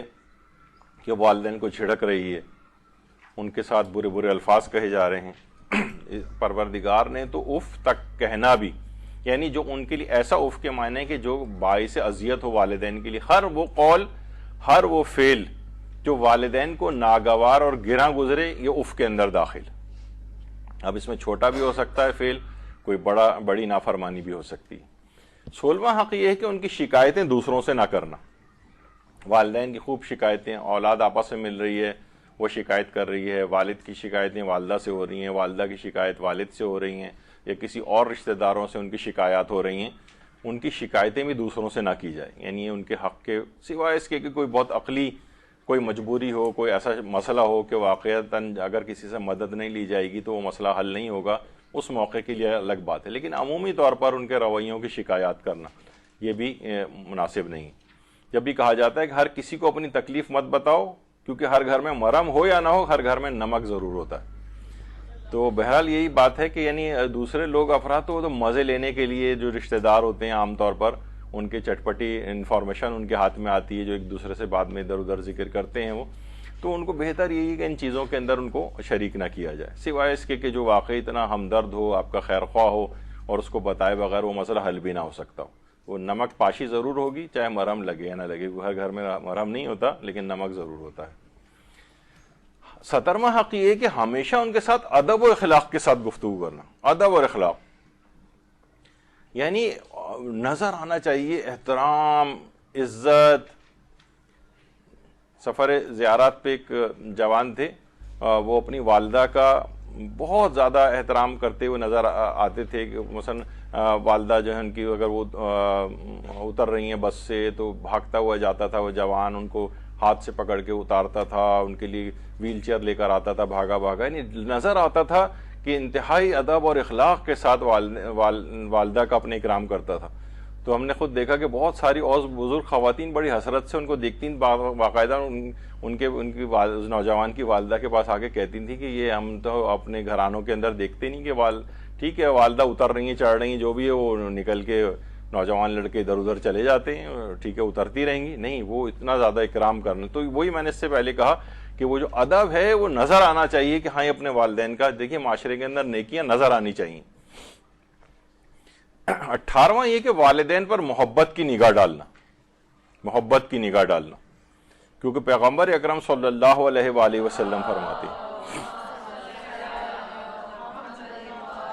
کہ والدین کی طرف محبت کے ساتھ دیکھنا بھی ایک عبادت ہے دیکھنا. اور پیغمبر نے یہ بھی فرمایا کہ اس ذات کی قسم جس کے قبضے میں میری جان ہے، والدین کے ساتھ محبت سے گزارا ہوا ایک دن تمہارے لیے 1 سال کے جہاد سے افضل ہے. اور قیامت کے دن لوگوں کا سردار وہ شخص ہوگا جو ماں باپ کے بعد ان کے ساتھ نیکی کرے، یعنی مرنے کے بعد بھی ان کے ساتھ نیکی کرتا رہے. تو بہرحال یہ کہ والدین کے ساتھ محبت کا گزارا ہوا ایک دن 1 سال کے جہاد فی سبیل اللہ سے افضل قرار دیا گیا.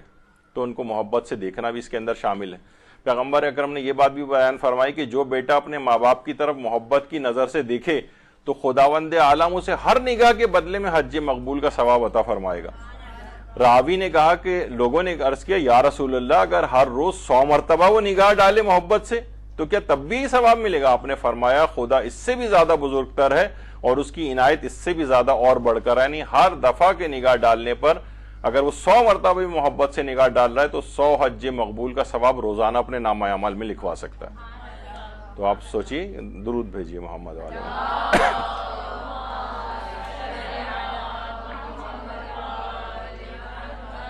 تو محبت سے نگاہ ڈالنا یہ کوئی ان کا حق ہے. 19واں والدین کو غصے سے نہ دیکھنا. بہت سی چیزوں میں گھر میں ہوتا ہے، غصہ بھی ان کے اوپر آ سکتا ہے، ایسے صورتحال گھر میں ہوتی ہے. تو روایات میں یہ بات آئی ہے کہ والدین کی طرف گھور کر دیکھنے سے بھی انسان آنکھ ہو جاتا ہے. چھٹے امام فرماتے ہیں والدین کی طرف گھور کر دیکھنا، یعنی ہم منہ سے بھی کچھ نہیں کہہ رہے، بس ایک جس طرح غصے میں انسان دیکھتا ہے نا، نہیں، غصے سے بھی نہیں دیکھ سکتے. اور پیغمبر اکرم یہ بھی بات بیان فرماتے ہیں کہ جو بھی اپنے ماں باپ کو غضب آلود نگاہ سے دیکھے گا، یعنی غصے سے، خدا اس کی کوئی نماز بھی قبول نہیں کرے گا، خواہ والدین نے اس کے ساتھ ظلم ہی کیوں نہ کیا. وہ کہتے ہیں نا کہ بھئی دیکھیے انہوں نے بھی تو یہ کیا تھا تو میں نے اگر غصے سے دیکھ لیا. بھائی یہی تو امام کہہ رہے ہیں، خواہ انہوں نے ظلم ہی کیوں نہ کیا ہو، آپ غصے سے نہیں دیکھ سکتے ان کو. ورنہ کوئی بھی نماز، کتنی ٹکریں مارنے، کتنی محنتیں ہو رہی ہیں، کتنی فجر کی نمازوں میں ہم صبح سویرے سردی کے اندر اٹھ رہے ہیں، نمازیں پڑھ رہے ہیں، کوئی نماز اللہ قبول ہی نہیں کرے گا اگر آپ نے والدین کے اوپر غصے والی نگاہ ڈالی. 20واں حق یہ ہے کہ والدین کے لیے دل نرم رکھیں، ان کی لغزشوں سے درگزر کریں. دل نرم رکھیں، ان کے ساتھ وہ چیزیں ہوں گی، وہ برا بھلا آپ کو کہیں گے، بہت سے انجسٹیفائڈ بھی آپ کو کہیں گے برا بھلا، آپ کو لگے گا کہ ہاں یہ زیادتی مجھ سے کر رہے ہیں. تب بھی جتنی بھی زیادتی ہیں ابھی بیٹھے بیٹھے دماغ میں یا روزانہ کی بنیاد پر سب سے درگزر کریں. ان تمام زحمتوں کو دماغ میں لے کر آئیں جو بچپن سے لے کر آج تک وہ آپ کے لیے برداشت کرتے رہیں. کوئی بات نہیں، اگر کچھ ناسزا ایسی کچھ کہہ بھی دیا، انہوں نے ناروا سلوک کر بھی دیا تو کیا ہو گیا، اتنی زحمتیں بھی تو ان لوگوں نے اٹھائی ہیں. تو بہرحال انسان ان سے اپنا دل نرم رکھے. یہ روایات کے یہ سارے جتنے بھی ہیڈنگس آ رہی ہیں اس کے پیچھے، کیونکہ اتنا وقت نہیں ہے ورنہ یہ سب روایات ہیں ان کے پیچھے ائمہ معصومین کی، ان کی لغزشوں سے درگزر کریں. جب بھی اگر کچھ کہہ بھی رہے ہوں، کہا جاتا ہے نا والدین پر اتنا تو یقین رکھیں جتنا آپ دواؤں پہ رکھتے ہیں کہ تھوڑے کڑوے ضرور ہوں گے لیکن فائدہ ہی آپ کو پہنچائیں گے. یعنی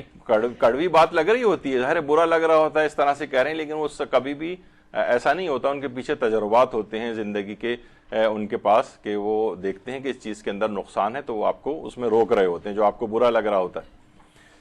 تو بہرحال 21واں حق یہ کہ ہمیشہ ان کی محبت دل میں رہے، دل میں بھی ناراضگی نہ ہو. دل کو بالکل آئینے کی طرح سے والدین کے لیے صاف رکھا جائے. یعنی ایسا نہ ہو کہ دل میں ان کے لیے بغض رکھا ہوا ہے، غم و غصہ ہے ہر وقت، ان کو برا بھلا ان کو چاہے منہ سے کچھ نہیں کہہ رہے، ظاہر ہے تھوڑے بہت مذہبی ہو گئے ہیں، منہ سے کچھ نہیں کہہ رہے لیکن دل میں بہت ناراض ہیں ان سے. نہیں، دل میں بھی ناراضگی نہ ہو، نکال دیں اس ناراضگی کو بھی. بالکل درگزر، صاف و شفاف، اور انسان کی نیت ہے اس کے اپنے اختیار میں ہوتی ہیں. لوگ کہتے ہیں نا نہیں بھئی ہم سے یہ نہیں ہوتا، نہیں، اختیار میں. کینہ تک جو عام مومن سے رکھا جاتا ہے وہ اس کے اختیار میں ہوتا ہے، نکال سکتا ہے اس کو، اس کے طریقہ کار ہے. تو ہمیشہ والدین سے کیونکہ محبت دل کے اندر غالب رہنی چاہیے اور دل میں بھی ان کے لیے کوئی ناراضگی اپنے نہ رکھے. 22واں حق یہ ہے کہ ان کی خوشی میں شریک رہیں. دیکھیے خوشی میں شریک رہیں. مثلا بہت سارے بہن بھائی ہوتے ہیں، بھائی شادیاں کر کے الگ الگ چلے گئے. اب ظاہر ہے والدین مثلا بیٹی کی شادی ہو رہی ہے اب بہت ساری چیزیں، بہت سے ایسے بھی رشتہ دار اور والدین کے اور ان کے اور بیٹے وغیرہ ہوتے ہیں، شادیاں کر کے چلے گئے، اب اتنا زیادہ اس میں شریک نہیں ہو رہے، تھوڑا بہت پیسے ویسے کی امداد کر دی. نہیں، یہ والدین کی خوشی میں پورا شریک رہنا، یہ ایک اب آپ خود بہت ساری اس کی مثالیں بیان کر سوچ سکتے ہیں کہ وہ ہر وہ چیز جس میں ان کی خوشی ہو اس میں آپ شریک رہیں. ایسا نہ ہو کہ بس دور کہیں بیٹھے ہوئے ہیں، اینڈ ٹائم پہ آئے، شریک کر کے چلے گئے، تھوڑا بہت 5-10 ہزار روپے اس کے اندر. نہیں، ایسا نہیں. ان کے پریپریشن میں، ان کے ہاتھ بٹانے میں، ان کی خوشیوں میں شریک نظر آنا چاہیے. اسی طریقے سے ان کے غموں اور دکھوں میں بھی شریک رہیں. آج کل دیکھیے یہ ہو گیا ہے کہ مثلا 5-6-7 بہن بھائی ہیں، سب کی شادیاں ہو گئی، الگ الگ ہو گئے ہیں. کسی بیٹی جو ہے ان والدین کی، وہ اس کے شوہر کے ساتھ تعلقات صحیح نہیں ہیں، سسرال والوں کے ساتھ مسئلے مسائل اس کے چل رہے ہیں. اب بہت سے بھائی وغیرہ جو ہوتے ہیں، بہنیں، وہ اپنے اپنے گھروں میں خوشا اور مطمئن ہیں، اور وہ آ کر والدین کی دلجوئی نہیں کر رہے، ان کے مسئلوں کو حل نہیں کر رہے، ان کی بیٹی یعنی اپنی بہن کے. تو اب جو ہے یہ ان کے کہا جائے گا کہ والدین کے غموں اور دکھوں میں آپ شریک رہیں. بیٹی کی مثلا کہیں طلاق ہو گئی ہے، اور وہ جو ہے نا مثلا وہ اب اس کی آئندہ زندگی کے لحاظ سے والدین بیچارے پریشان ہوتے ہیں کہ اس کا گزر اوقات کیسے ہوگی، بچوں وغیرہ کے اس کے کیا ہوگا، سب کچھ. تو ان کے جو غم اور دکھ ہیں یہ سارے، اس کے اندر بھی دیگر اولادوں کو شریک ہونا چاہیے، یعنی پارٹیسپیٹ کریں، ان کا ہاتھ بٹائیں تمام پروسیجرز کے اندر، جتنا بھی یہ سب چیزیں ہوں. تو جو بھی معاشرے کے اندر یعنی والدین کے غم اور دکھ ہیں اس کے اندر آپ کو شریک نظر آنا چاہیے. یہ نہیں کہ بس ذرا کونے آپ اچھی مطمئن زندگی اپنے بیوی بچوں کے ساتھ انسان گزار رہا ہو اور وہ ان کو والدین کو ان کے غموں کے لیے اکیلا چھوڑ دیا جائے. یہ نہیں ہونا چاہیے. اسی طرح ہے 24واں حق یہ کہ ان کے مخالفین اور دشمنوں سے دوستی نہ کریں، ان کے مخالفوں اور دشمنوں سے. ہاں یہ ضرور ہے کہ وہ مثلا واجب صلہ رحمی کو منع کر رہے ہوں اگر، تو وہ ہم نے پچھلی دفعہ صلہ رحمی کے جو دروس ہیں ان میں بیان کیا تھا کہ ٹھیک ہے اتنا ملنا جلنا نہ رکھیں، لیکن واجب صلہ رحمی کی طرح حد تک سلام دعا یہ وہ سب رکھیں ان سے. لیکن وہ جو عمومی طور پر والدین کے جو مخالفین اور دشمن ہوتے ہیں ان سے اپنی پینگیں بڑھا رہے ہیں، وہ والدین کو نقصان پہنچا چکے ہیں، ان پہ تہمتیں لگا چکے ہیں، جو بھی اس طرح سے، تو ان سے دوستی نہ کریں. 25واں حق یہ ہے کہ ان کی بدگوئی پر غمگین نہ ہو. یعنی وہ اگر آپ کو برا بھلا بھی آپ کو کہہ رہے ہیں تو آپ کو غمگین نہیں ہونا چاہیے. آپ کوئی بات نہیں، جس سے میں اکثر ایک جملہ کہتا ہوں کہ انسان کو چاہیے کہ ان گھریلو لائف میں اس طرح کی جو لڑائی جھگڑے والی لائف ہے نا، اس کے اندر پاگل خانے کا ڈاکٹر بن جائے. وہ پاگل خانے کا ڈاکٹر کیا ہوتا ہے؟ یعنی ظاہر ہے وہ جا رہا ہے پاگل، اس کو ہم بھی سائیکیٹری وارڈ میں ڈیوٹیز کر چکے ہیں، تو جو مریض ہوتے ہیں وہ کوئی گالیاں بک رہا ہے، کوئی کچھ کر رہا ہے، بلکہ 1 آرم کا ڈسٹینس رکھنے کو کہا جاتا ہے، وہ ہاتھ بھی گھما سکتا ہے کبھی. تو بہرحال تو اب یہ تھوڑی کہ مثلا وہ ڈاکٹر جو ہے وہ پاگل خانے کا وہ مریض سے لڑنا شروع ہو جائے، مارنا شروع ہو جائے، اس نے مجھے گالی کیوں دی، کچھ نہیں، وہ ہنستا مسکراتا چلا جاتا ہے وہاں سے. تو یہ بھی جو غصے کے اندر گھر کے اندر اس قسم کے افراد ہوتے ہیں اور گھر کا ماحول خراب کیا ہوتا ہے، تو انسان کو چاہیے مثلا ساس بہو کو بہت تنگ کر رہی ہیں، پریشان کر رہی ہیں، پاگل خانے کی ڈاکٹر بن جائے، ہنستے مسکراتے ادھر سے ادھر جائے، پرواہ نہ کرے کیا کہہ رہی ہوں. تو بہت سی کو میں نے جب یہ بتایا، انہوں نے نسخے پر باقاعدہ عمل کیا، انہوں نے بتایا مجھے کہ ہاں واقعی یہ تو ہماری زندگی بالکل یعنی سارے مسئلے ہی حل ہو گئے. تو بہرحال ان کی بدگوئی پر غمگین نہ ہو. تو اگر کچھ کہہ بھی رہے ہیں تو درگزر کریں، کوئی بات نہیں، چلتا ہے، کہنے تو کیا ہے، پر البتہ یہ کہ ان کی آپ کا کوئی قصور نہ ہو کہ وہ جس وجہ سے بدگوئی وہ کر رہے ہوں، اس کو ریموو کرنا چاہیے. 26واں حق یہ ہے والدین کے ظلم و ستم اور مار پیٹ تک پر غمگین نہ ہو. وہ میں نے بزرگ کا تذکرہ کیا تھا جو اب اس وقت 90 سال کے ہیں، ان کی والدہ کا بھی خیر انتقال ہو چکا ہے، جو والدہ کے سر میں کنگھی کرتے تھے، تیل لگاتے تھے، ہاتھ پاؤں دباتے تھے 75 سال کے ہونے کے باوجود بھی مثلا. تو اکثر یہ ہوتا تھا کسی غصے میں آ کے، ہمیں یہ بھی اطلاع ان کے متعلق تھی کہ ظاہر ہے کوئی بھی بات ہے ایسی ہوئی، وہ اپنے اس 75 سالہ بیٹے کو مار بھی دیتی تھی، تپڑ مار دیا، ایک کچھ کر دیا. تو اس کے اوپر بھی آپ کو غمگین نہیں ہونا چاہیے. یہ جو ابھی تھا آپ نے حدیث سنی تھی پیغمبر کی کہ جو بھی اپنے ماں باپ کو غضب آلود نگاہ سے دیکھے گا خدا اس کی نمازیں قبول نہیں کرے گا، خواہ والدین نے اس کے ساتھ ظلم ہی کیوں نہ کیا ہو، وَهُمَا ظَالِمَانِ لَهُ، خواہ والدین اس پر ظلم ہی کیوں نہ کر رہے ہوں، مار پیٹ بھی کر رہے ہوں، تب بھی آپ کو غمگین نہیں ہونا ہے، برداشت کر لیں. وہ جیسے ہم نے کہا تھا نا، والد کی مار ایسی ہے جیسے فصل کے اوپر جو بارش تڑ تڑ گر رہی ہوتی ہے، تو فائدہ ملتا ہی ہے آپ کو اس سے، تو اس سے ناگواری آپ محسوس نہیں کرنی چاہیے. 27واں حق یہ ہے کہ جتنے ان کے حقوق ادا کریں اسے کم سمجھیں. یہ نہیں کہ لوگ جتانے لگتے ہیں، ہم نے دیکھیے آپ کے لیے کیا، کبھی آپ کو کوئی دوا کوئی کمی ہوئی, کوئی کھانے میں کبھی آپ کو کمی ہوئی, کبھی کپڑے ہم نے آپ کو, یعنی ان کے اوپر احسان جتا رہے ہوتے ہیں. ارے جتنے بھی تم حقوق ادا کر دو نا, وہ ہم کتنی دفعہ پچھلی آپ کو حدیث سنا چکے ہیں کہ ایک رات یا ایک دن جو اس نے آپ کو اپنے جسم کے اندر رکھا ہے ماں نے, اس کا تم حق ادا نہیں کر سکتے, چاہے ریت کے ذرات کے برابر ہی کیوں نہ مقدار میں تم کھڑے رہو. تو جتنے بھی حقوقوں سے کم سمجھے. اور چوتھے امام نے جو دعا اس کے اندر ہے, تو اس کے اندر یہی جملہ آیا ہے کہ اے اللہ مجھے ایسا بنا دے کہ میں ان دونوں سے, اپنے والدین سے اس طرح ڈروں جس طرح کسی جابر بادشاہ سے ڈرا جاتا ہے. جابر بادشاہ سے یہ نہیں کہ کوئی خوفناک چیز, مقصد یہ کہ کہیں بے احترامی نہ ہو جائے, بادشاہ کے حق میں کوئی اس طرح کی کوئی چیز نہ ہو جائے کہ وہ ناراض ہو جائے, یعنی اس طرح سے میں ڈروں, اور اس طرح ان کے حال پر شفیق و مہربان رہوں جس طرح ایک شفیق ماں اپنی اولاد پر شفقت کرتی. امام ہمیں سکھا رہے ہیں. اور میں اپنے والدین کی فرما برداری اور ان سے حسن سلوک کے ساتھ پیش آنے کو اے اللہ میری آنکھوں کے لیے اس سے زیادہ کیف افزا قرار دے جتنا چشمہ خواب آلود میں نیند کا خمار ہوتا ہے.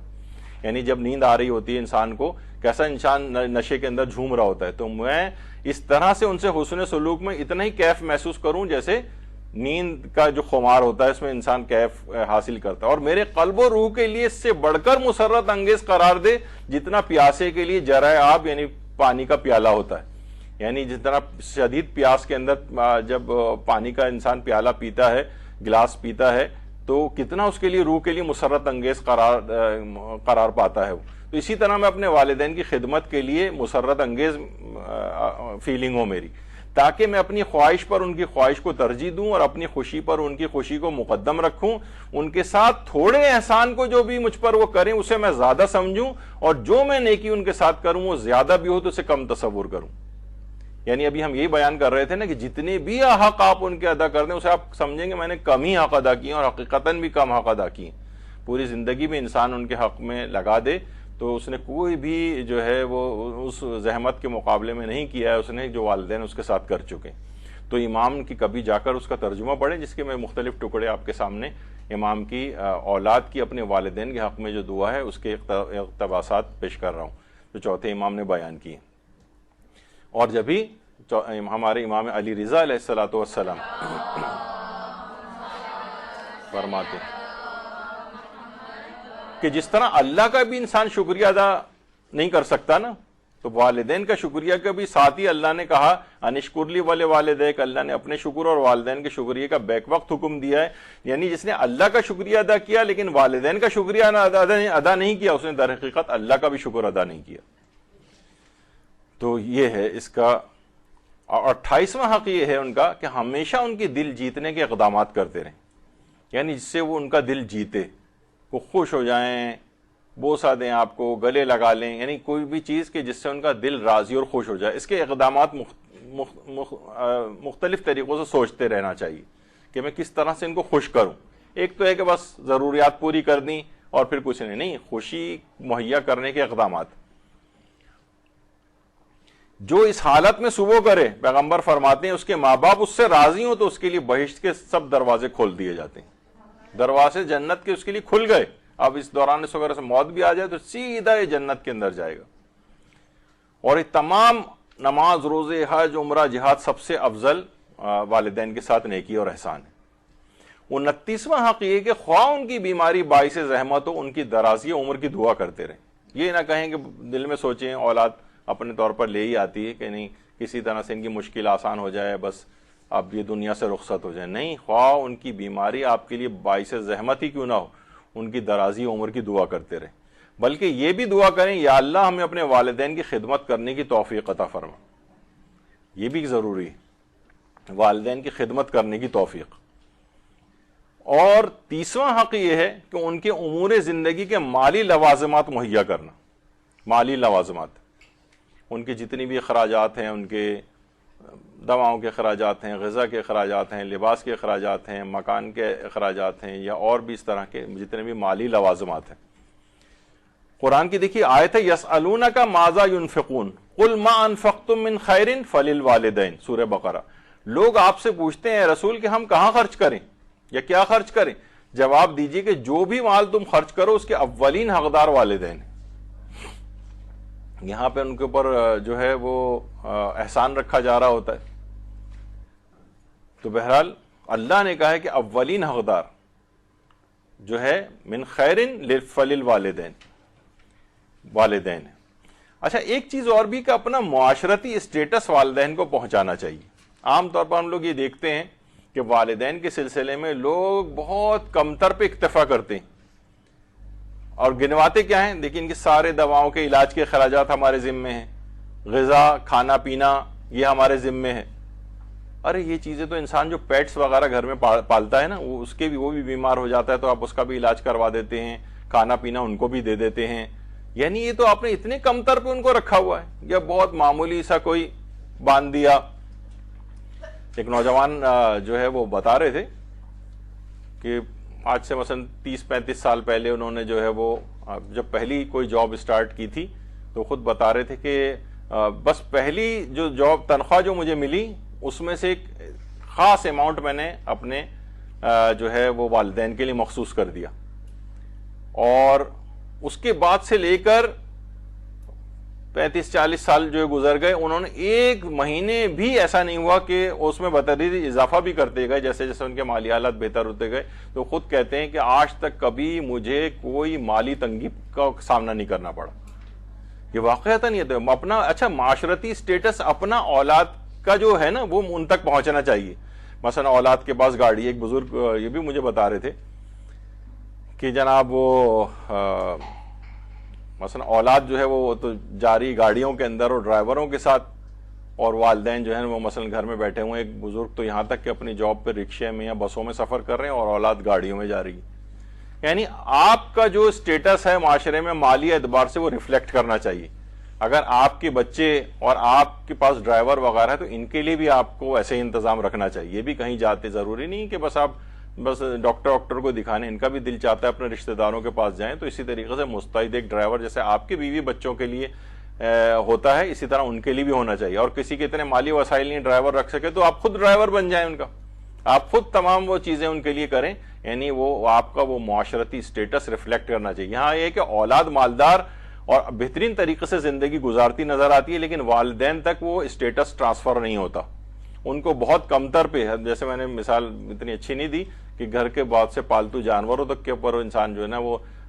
یہ چیزیں تو ان کے لیے بھی کر دیتا ہے، تو یہ کھانا دے دینا اور صرف دوا کا انتظام کر دینا اور سال میں ایک آدھ دفعہ کپڑے وغیرہ بنا لینا، یہ صرف اس پہ اکتفا نہیں کرے، یعنی ریفلیکٹ کرنا چاہیے آپ کا معاشرتی اسٹیٹس۔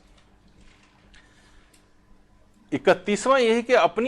اپنے مال کو والدین کا مال سمجھنا اور انہی کا مال قرار دینا۔ یہاں پر یہ ہوتا ہے کہ میرا مال، والدین کو اس میں تھوڑا سا بس آپ نے جو ہے وہ نکال کے دے دیا۔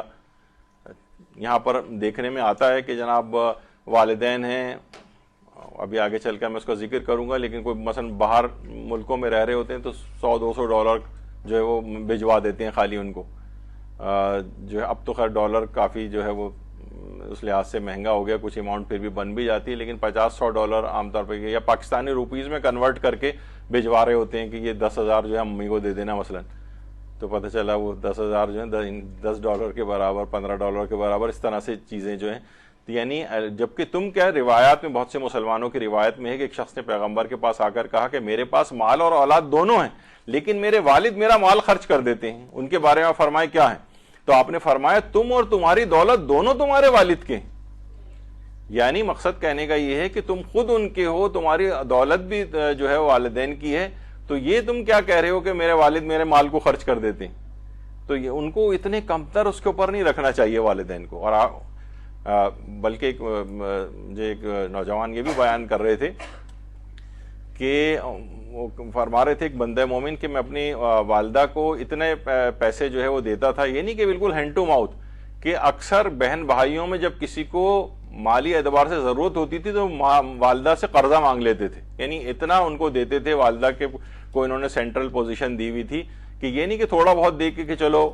ہو گیا، اتنا مال کم سے کم دیتے تھے کہ اگر بہن بھائیوں میں سے بھی کسی کو ضرورت پیش آتی تھی قرض وغیرہ کی تو ماں سے قرض مانگ لیتے تھے وہ جا کر۔ یعنی اتنا اسٹیٹس ان کا جو ہے معاشرے کے اندر اس طرح سے ان کو رکھنا چاہیے۔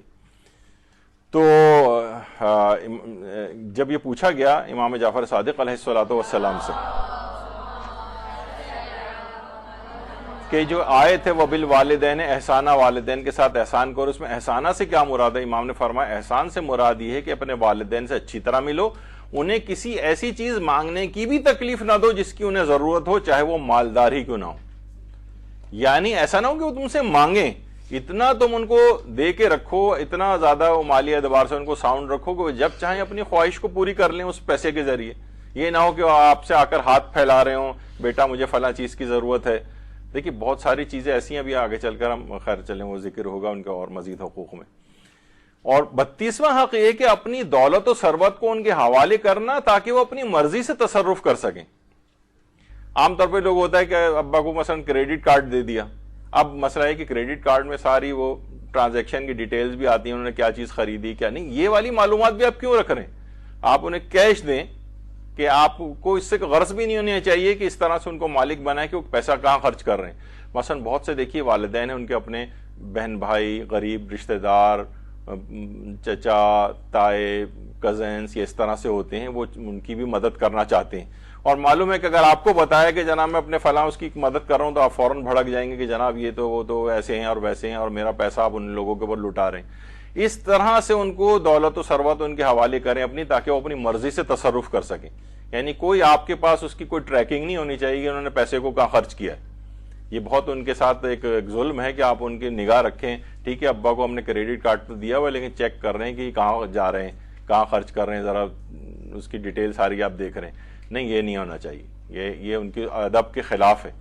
کہ اس طرح سے پیسے کو ان کے حوالے کریں کہ اپنی مرضی سے تصرف کریں، جہاں چاہیں جس کو چاہیں دیں، مرضی ہے ان کی. دیکھیے پیسہ بچا کے آپ کیا کریں گے؟ برج خلیفہ جس خلیفہ کے نام پر تھا بنایا گیا ہے، شیخ خلیفہ بن زید النہیان. وہ اب دیکھیے قبر اس کی ہے، یہ $1.4 بلین کا یہ برج الخلیفہ بنا ہوا ہے وہاں دبئی میں، 162 منزلہ، اور اتنا مہنگا جس میں صرف ایک رات کا صرف کرایہ، اس میں ایک کمرے کا ٹھہرنے کا 5-5 لاکھ روپے سے زائد ہے. تو لیکن کیا ہے وہ یہی پیسہ، کتنا پیسہ آپ جو بچا لیں گے والدین کو، یعنی جو ہینڈ ٹو ماؤتھ آپ نے رکھا ہوا ہے کہ ذرا پیسہ کھینچ کے آپ اگر رکھا ہوا ہے ان کو، تو یہ دیکھیں شیخ خلیفہ کو یہاں پر بھی، یعنی یہ تو شیخ خلیفہ بن زید النہیان جس کے نام پہ برج خلیفہ بنا ہے اس کی قبر آپ دیکھ لیں. اور انہی کا ہی جو شیخ زید بن سلطان النہیان جو ابوظہبی کے بھی سربراہ تھے، میرے گھر سے تقریباً شاید 5 منٹ کی ڈرائیو پر اس کا ایک محل بھی ہے جو جس کے متعلق کہا جاتا ہے وہ کبھی وہاں زندگی میں ایک دفعہ بھی ٹھہرنے نہیں آیا، اور آج بھی وہاں مختلف ملازمین وغیرہ ان کے گھر والے جو ہیں وہ رہ رہے ہوتے ہیں، اس کی کیئر ٹیکر وغیرہ. تو یہ پیسہ یہ بچنا کچھ نہیں ہے، والدین کے اوپر لگا دیں اس کو. یہ بڑے بڑے بادشاہ بھی جو ہیں اس طرح سے گئے اور یہ ان کا حشر ہے، یہ قبر ہے ان کی آپ کے سامنے. تو وہ کتنا بھی آپ اپنے پاس پیسے کو بچا لیں گے وہ کچھ نہیں، جو والدین پہ صرف کر دیں گے انشاءاللہ وہی آخرت میں آپ کے کام بھی آئے گا. اور پیسے خرچ کرنے کے متعلق یہ ہے کہ آیت اللہ مجتہدی تہرانی فرماتے ہیں کہ انسان کا اگر وہ یہ چاہے کہ اس کا کاروبار، بزنس، مالی اعتبار سے وہ بہت ترقی کرے تو کہہ رہے ہیں 2 چیزوں کے اوپر وہ کاربند ہو جائے. ایک تو یہ ہے کہ اپنے والدین کو راضی کر لے. اگر والدین راضی ہو گئے تو اس کا خوب کاروبار بھی چمکے گا، ملازمتوں میں بھی ترقی ہوگی، مالی اعتبار سے فائدہ مند. اور دوسرا فرماتے تھے نماز اول وقت، اول اوقات میں نمازیں ادا کرنا. یہ 2 کام اگر تم کر لو تو والدین کو راضی کر لو، ٹھیک ہے، مال و دولت یہ خود بخود پیسہ تم پر برسے گا اور کبھی کوئی مالی پریشانی نہیں ہوگی. میں نے بہت سے ایسے افراد کی زندگیوں کا جو ہے مطالعہ کی جو والدین کے حق میں بہت فرما بردار ہیں، بہت زیادہ ان کی زندگیاں بڑی لذت انگیز ہیں، بہت کوئی زیادہ خاص پریشانیاں زندگی میں نہیں آتی ہیں دیکھنے میں ان کے، اور بہت پرسکون زندگی، اور آخرت کی تو انشاءاللہ گزرے گی جب وہ اس قدر نیکوکار ہیں. تو یہ ہے، کیونکہ روایت پہ پیغمبر اکرم فرماتے ہیں کہ عاق والدین جو ہے نہیں، والدین کی نافرمانی کرنے والا شخص کو خدا کی طرف سے کہہ دیا جائے گا کہ تو جتنا چاہے عمل کر، میں تجھے نہیں بخشوں گا. فَلْيَعْمَلْ أَيُّهُمَا شَاءَ، اے شخص جتنا چاہے تو عمل کر، تو اب بخشا نہیں جائے گا. تو یہ والدین کی نافرمانی کرنے والے سے کہا جائے گا. جبکہ اگر کوئی شخص چاہتا ہے کہ اس کی عمر زیادہ ہو، اس کے رزق میں اضافہ ہو، تو والدین سے نیک سلوک کرے، کیونکہ ماں باپ سے اچھا سلوک کرنا اللہ کی اطاعت میں شمار ہوتا ہے. 33واں حق یہ ہے کہ ان پر مالی واجبات کی ادائیگی کے لیے ان کو مال مہیا کرنا. دیکھیے وہی میں نے کہا کہ اس سے پہلے کہ صرف یہ نہیں ہو کہ وہ صرف بس غذا بس صرف دوا علاج وغیرہ نہیں، ان پر بہت سے مالی واجبات بھی ہوتے ہیں. مثلا ان کو اپنے روزوں کے کفارے ادا کرنے ہیں. پچھلی زندگی ذرا گزری ہے 15-20 سال اس طرح سے کہ انہوں نے روزے نہیں رکھے تھے، اب ان پر کفارے بھی واجب ہیں، ان کے اوپر فدیے بھی واجب ہیں بیماریوں کے کچھ اور اس طرح کے. تو اب وہ بیچارے ہینڈ ٹو ماؤتھ ہوتے ہیں، وہ کیسے اب اپنے سے کہیں گے ایک روزے کے بدلے 60 مسکینوں کو کھانا کھلانے کے پیسے، تو جناب ایک سال کے ہی پتہ چلا کئی لاکھ روپے اس طرح سے بن جاتے ہیں. اگر کسی کے پاس اتنی استطاعت اور وہ ہے تو وہ چاہے وہ تھوڑا تھوڑا ہی کر کے صحیح والدین کے جو مالی واجبات ہیں ان کو ادا کرنے میں بھی وہ پارٹ پلے کرے، اور ان کو اپنے اتنا مال مہیا کرے کہ وہ اپنے مالی واجبات کو ادا کر سکیں. اسی طریقے سے 34واں حق یہ ہے کہ ان کے قرضوں کو ادا کرنا. والدین بھی مقروض ہوتے ہیں، اب اولاد کہتی ہے ہمارے اپنے پورا نہیں پڑتا، ہم آپ کے قرضے کہاں سے اتاریں؟ نہیں، تھوڑا تھوڑا کر کے جس قدر بھی تمہارے لیے ممکن ہو والدین کے قرضوں کو بھی ادا کرو.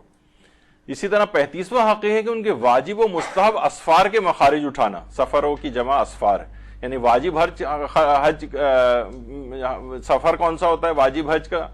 تو وہ واجب حج کہلاتا ہے، یعنی واجب سفر جو ہوتا ہے وہ حج واجب کے لیے. بہت سے ہوتے ہیں کہ جناب ٹھیک ہے والد کے اوپر کوئی واجب تو نہیں ہے، والدہ پر واجب تو نہیں ہے کیونکہ ان کے پاس پیسے ہی نہیں ہیں اتنے، تو آپ یہ بیٹھ کے یہ کرتے رہیں کیونکہ آپ نے اتنے پیسے کبھی ان کے پاس آنے ہی نہیں دیے. اب پہلے زمانے میں وہ بیچارے خود ہی غریب تھے، اتنے پیسے نہیں ہیں. نہیں، آپ اس طرح سے ان کے لیے، یعنی ان کا ایک حق ہے کہ ان کو آپ یہ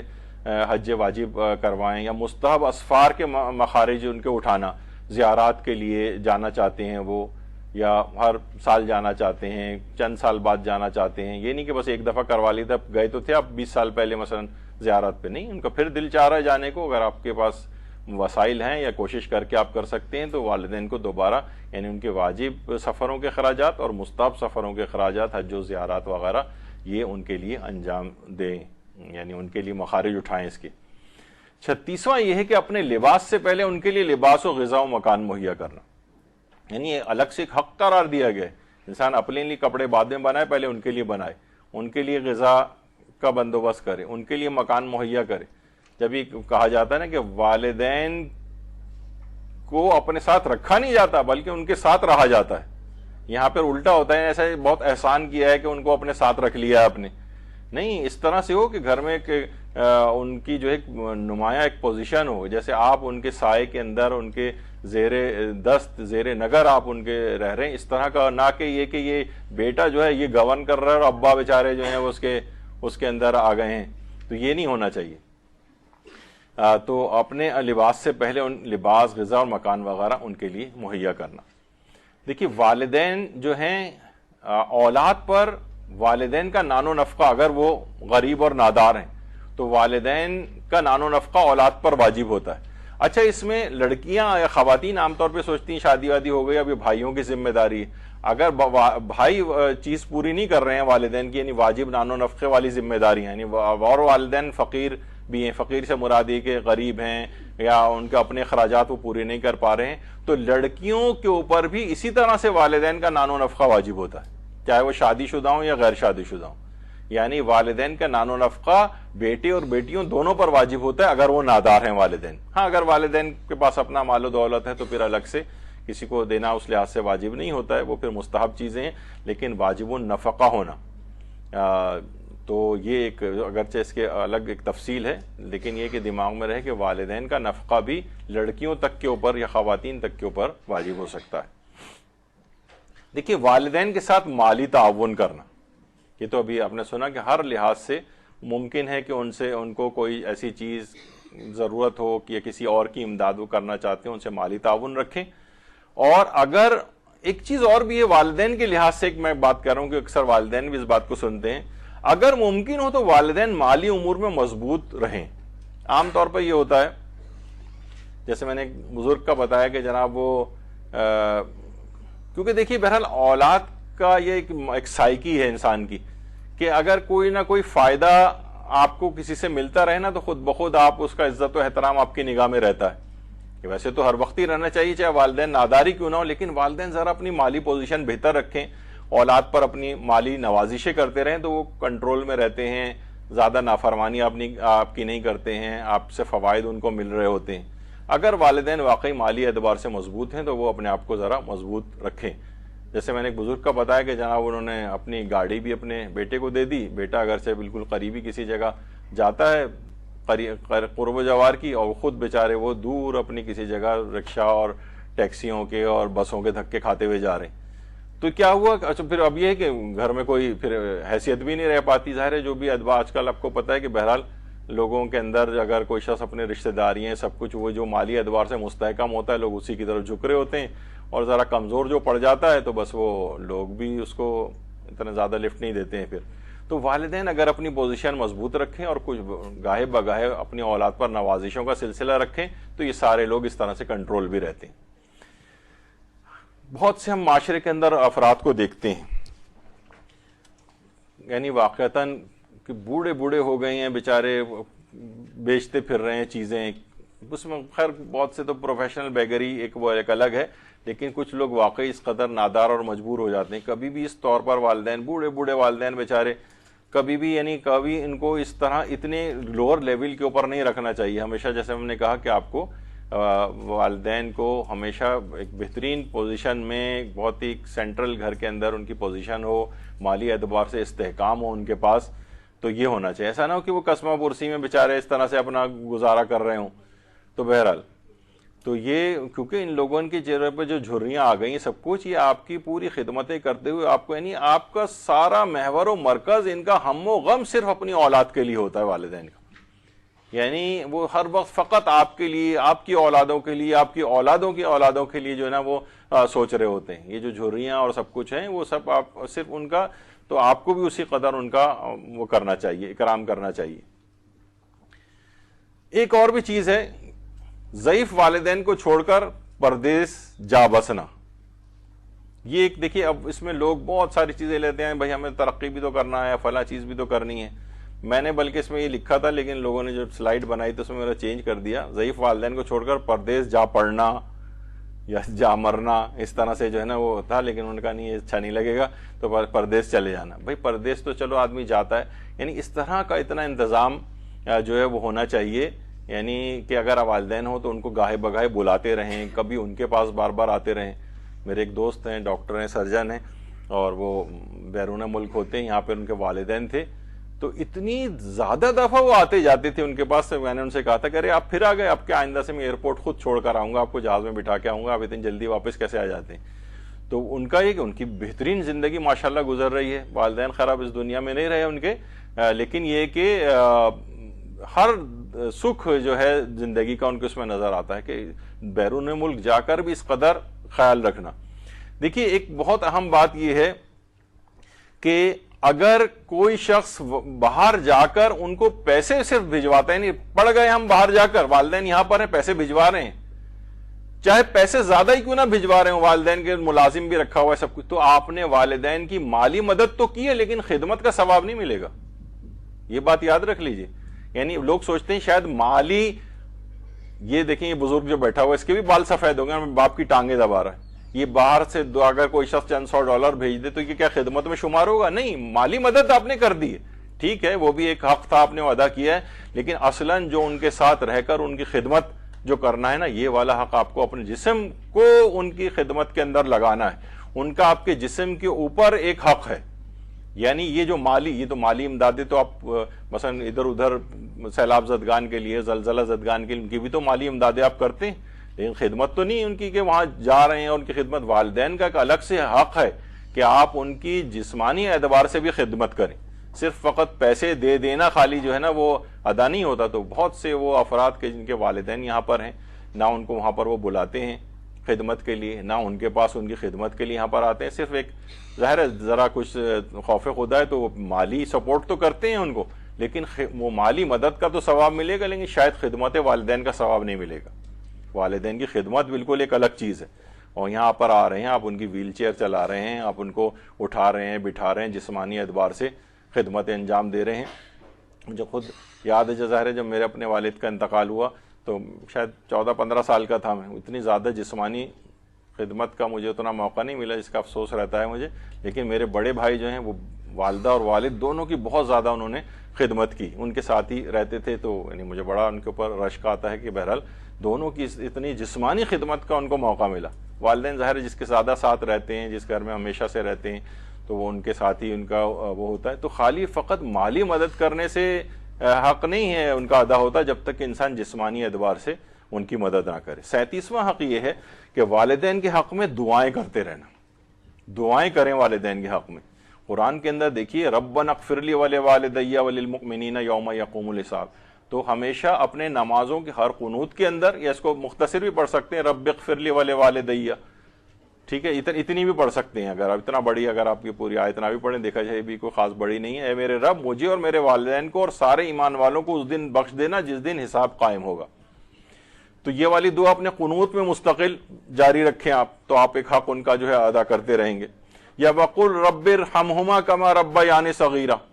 یہ آپ کو دماغ میں روزانہ ہر نماز کے قنوت میں بھی کوشش کریں، اس کو آپ پڑھیں کہ اے اللہ ان پر ویسے ہی رحم کر جس طرح انہوں نے بچپن میں میری پرورش کی، جس طرح انہوں نے جب میں چھوٹا تھا تو مجھ پر رحم کیا تھا، ایسے ہی رحم تو ان کے اوپر بھی جاری رکھ. تو بہرحال یہ سب قرآنی آیات ہیں، یہ سب چیزیں سکھائی گئی ہیں. تو کتنا والدین گودوں میں اٹھا کے اسے پھر رہے ہوتے ہیں. بہت سی چیزیں میں پرسنل اپنے ایکسپیرینس سے پہلے میں نہیں بتاتا تھا، لیکن لوگوں نے کہا کہ نہیں، لوگوں تک بات ایک لحاظ سے اس لحاظ سے جانی چاہیے، لوگوں پر اثر بھی ہوتا ہے کہ انسان کو چاہیے بہت سی پرسنل چیزوں کو شیئر کرے کہ کتنی ان کے یعنی واقعتاً مجھے یاد پڑتا، شاید 5 سال کا تھا میں، تو کبھی بخار ہوتا تھا، تو نیوی کا ایک ہاسپٹل ہے، تو تقریباً میری ان کی گود میں جانے کے باوجود بھی ٹانگیں لٹک رہی ہوتی ہیں گھٹنے تک، لیکن وہ تقریباً آدھا گھنٹہ پیدل چلتے ہوئے جو ہے مجھے ہاسپٹل لے کر جاتے تھے. یعنی آج بھی میں سوچتا ہوں واقعتاً، یعنی جو ایک باپ کتنی زحمتیں اٹھا رہا ہوتا ہے، کتنی مشقتیں اٹھا رہا ہوتا ہے، اور اس پہ پھر یعنی اولاد ان کے لیے اس قسم کی زبان درازی جو ہے کرے. تو کما ربا یعنی صغیرہ، یعنی اس طرح تم چھوٹے تھے تم پر رحم کرتے تھے، اب تم بڑے ہو گئے ہو تو اسی طریقے سے ان کے اوپر رحم کرو جس طرح بچپنے میں تم پر رحم کرتے تھے. تو یہ بہت اہم ایک ان کا حق ہے. حتیٰ کہ دیکھتے ہیں ہم پرندوں کے اندر، جانوروں کے اندر بھی کس طرح سے وہ اپنے بچوں کو لا کر دانہ کھلا رہے ہوتے ہیں، ان کو وہیں لا کر دے رہے ہوتے ہیں. تو یہ بالکل والدین بھی اسی طریقے سے ہیں. بچپن سے جب دیکھیے ان کے اندر تو یہ ہوتا ہے، ابھی پیدا ہوا ہے جانور کا بچہ اور فوراً اپنے پاؤں پہ کھڑا ہو جاتا ہے، لیکن انسان کا بچہ تو ایسا نہیں، کتنے سالوں اس کو لگتے ہیں اپنے پاؤں کے پر کھڑے ہونے کے لیے. تو کتنی اس کی ضروریات چیزیں یہ جو ہے والدین دن و رات ہلکان رہتے ہیں اس کے لیے. تو ان کے لیے اس وجہ سے ہر نماز میں وقل رب ارحمہما کما ربیانی صغیرہ، اس میں قنوت کے اندر بھی اس کو رکھنا چاہیے، بلکہ اپنے گھروں میں یہ لگانی چاہیے. یہ والی آیات آپ ڈھونڈ کے لائیں، پینٹنگز کی صورت میں، کیلیگرافی کی صورت میں گھروں میں لگائیں ان آیات کو بھی. اور کوشش کریں کہ صحیفہ کاملہ میں جو امام سجاد کی دعا ہے والدین کے لیے، اولاد کی والدین کے حق میں، اس کو گاہے بگاہے انسان کو پڑھنا چاہیے. خاص طور پر شب قدر کے اندر اس بات کو فراموش بالکل نہ کریں، خواہ ترجمہ ہی کیوں نہ صحیح، وہ والدین کے حق میں دعا یہ ضرور پڑھیں. 38واں حق یہ کہ والدین کے سامنے انکساری و عاجزی و تذلل اختیار کرنا. پچھلی دفعہ میں نے واخفض لہما جناحهم من الذل والی جو آیت تھی اس میں صاحب ابن عباد کا تذکرہ کیا تھا، اور یہ تصویر آپ کو دکھائی تھی کہ جنہوں نے یہ کہہ دیا تھا کہ میری قبر جو ہے والدہ کی قبر کے پاؤں کے پاس بنائے. تو وہ میرے غلطی سے منہ سے نکل گیا تھا. اصل میں وہ سید ابن طاؤس کے متعلق بات کہی جاتی. سید ابن طاؤس یعنی صاحب ابن عباد میں نے کہہ دیا، اس کی کریکشن کر لیجئے گا. حلہ میں ان سے منسوب ایک مزار ہے، لیکن علماء یہ کہتے ہیں کہ سید علی ابن طاؤس نے یہ بات کہی تھی. اور لیکن زیادہ علماء کا نظریہ یہ ہے کہ ان کا انتقال تو حلہ میں ہوا تھا، لیکن یہ نجف میں ان کی میت منتقل ہوئی تھی، اور یہ حرم امیر المومنین ہی کے اندر مدفون ہے. اور جو ویسے جو ان کا مقبرہ جو ان سے منسوب ہے وہ ان کے بیٹے کا ہے، جو رضی الدین ابن طاؤس، جو نام، کنیت اور لقب وغیرہ سب میں اپنے والد کے ساتھ شریک تھے، اس وجہ سے کنفیوژن ہوا. تو انہوں نے کہا تھا کہ میری والدہ کے پاؤں کے پاس قرآن کی آیت ہے کہ اپنے شانوں کو ذلت سے ان کے سامنے جھکائے رکھو. تو میری والدہ کی جو قبر ہے اس کے پاؤں کے پاس میری قبر جو ہے وہ بنانا، اور اپنی زندگی میں ہی وہ اس کا تعین بھی کر کے چلے گئے تھے. اور سید ابن طاؤس اتنے بڑے مقام تک پہنچے تھے والدہ کی اتنی زیادہ خدمت کی وجہ سے کہ آیت اللہ سید حسین حسینی تہرانی جن کی کتاب معاد شناسی ہے، اس میں انہوں نے لکھا ہے کہ آیت اللہ محمد حسین طباطبائی کے بھائی حسن الہی طباطبائی جو کہ بڑے عرفاء میں شمار ہوتے تھے، وہ تحذیر ارواح کا وہ جانتے تھے علم، روحوں کو بلانے کا. یہ بھی ایک ہے، اس پہ ہمارا ایک درس بھی ہو چکا ہے تحذیر ارواح کہ جائز بھی ہے جائز نہیں ہے اور علماء کے کیا کیا اقوال ہیں. تو انہوں نے کہا کہ ہم نے میڈیم میں ایک طالب علم کو رکھا تھا جس کے ذریعے ارواح کو بلا کے ہم ان سے سوالات کرتے تھے. تو بڑے بڑے مشکل مسائل ہم نے جو ہے وہ علماء سے دریافت کیے ان کے ارواح سے. البتہ 2 ارواح نے آنے سے انکار کر دیا، ان کو ہم نہیں بلوا سکے. ان میں ایک تو سید مہدی بحر العلوم تھے، ان کی روح نے آنے سے انکار کر دیا، اور سید ابن طاؤس جن کا بھی تذکرہ، جنہوں نے کہا تھا میری والدہ کے قبر کے پاؤں کے پاس مجھے دفن کرنا، انہوں نے ان کی روح نے آنے سے منع کر دیا. کہا کہ ہم کیونکہ ہمیں یہ مقام ملا ہے کہ ہم امیر المومنین علیہ السلام کی خدمت پہ مامور ہیں. اللہم صلی علی محمد وعلی محمد. تو ہماری ارواح وہاں حاضر نہیں ہو سکتی، ہمیں ہر وقت امیر المومنین کی خدمت میں رہنا ہوتا. جی بس ختم ہو رہا ہے، پیپر بھی جو ہے وہ ہو جائے گا انشاءاللہ. وہ تھوڑا ٹائم اس کا بڑھا دیں گے، بس یہ اختتام پذیر ہو رہا ہے کیونکہ یہ آج مجھے 40 اصل میں کمپلیٹ کر دینے، تو پھر آپ لوگوں کے لیے ذرا اطمینان ہو جائے گا. کم سے کم یہ 40 آج مکمل ہوگا، پھر اگلی، ورنہ پھر 2-3 پھر روک دوں گا، اگلی دفعہ جائیں گے مشکل ہو جائے گی. تو ابن طاؤس نے بہرحال یعنی اتنا بڑا مقام ملا کہ برزخی زندگی میں امیر المومنین کی خدمت میں مامور ہیں. تصور کیجیے آپ، تو کتنے بڑے بڑے مقامات کو علماء نے اس انداز سے حاصل کیا ہے. تو آج بھی جو ہے یہ سید ابن طاؤس کی قبر مبارک ہے. 39واں یہ ہے کہ والدین کی طرف سے صدقہ دینا. والدین کی طرف سے صدقہ دیں، زندہ والدین کو بھی نیکیوں کا ثواب بھی ہدیہ کریں، صدقہ بھی ان کی طرف سے دیں. اور حتیٰ کہ بہت ساری ایسی نیکیاں ہیں کہ روایات میں جب تم کاغذ کو پڑھے ہوئے دیکھو جس پہ اسماء مقدسہ لکھے ہوں تو ان کا احترام فوراً اٹھا کر احترام کی جگہ پہ انہیں رکھو تاکہ اللہ اس کے عوض تمہارے والدین کو بخش دے. یعنی ایسی نیکیاں، کوئی مقدس چیز آپ کو نظر آئے آپ اسے اٹھا کے محفوظ جگہ پہ رکھیں، اس سے آپ کے والدین بخشے جائیں گے. اسی طریقے سے امام نے فرمایا کہ قاری قرآن کے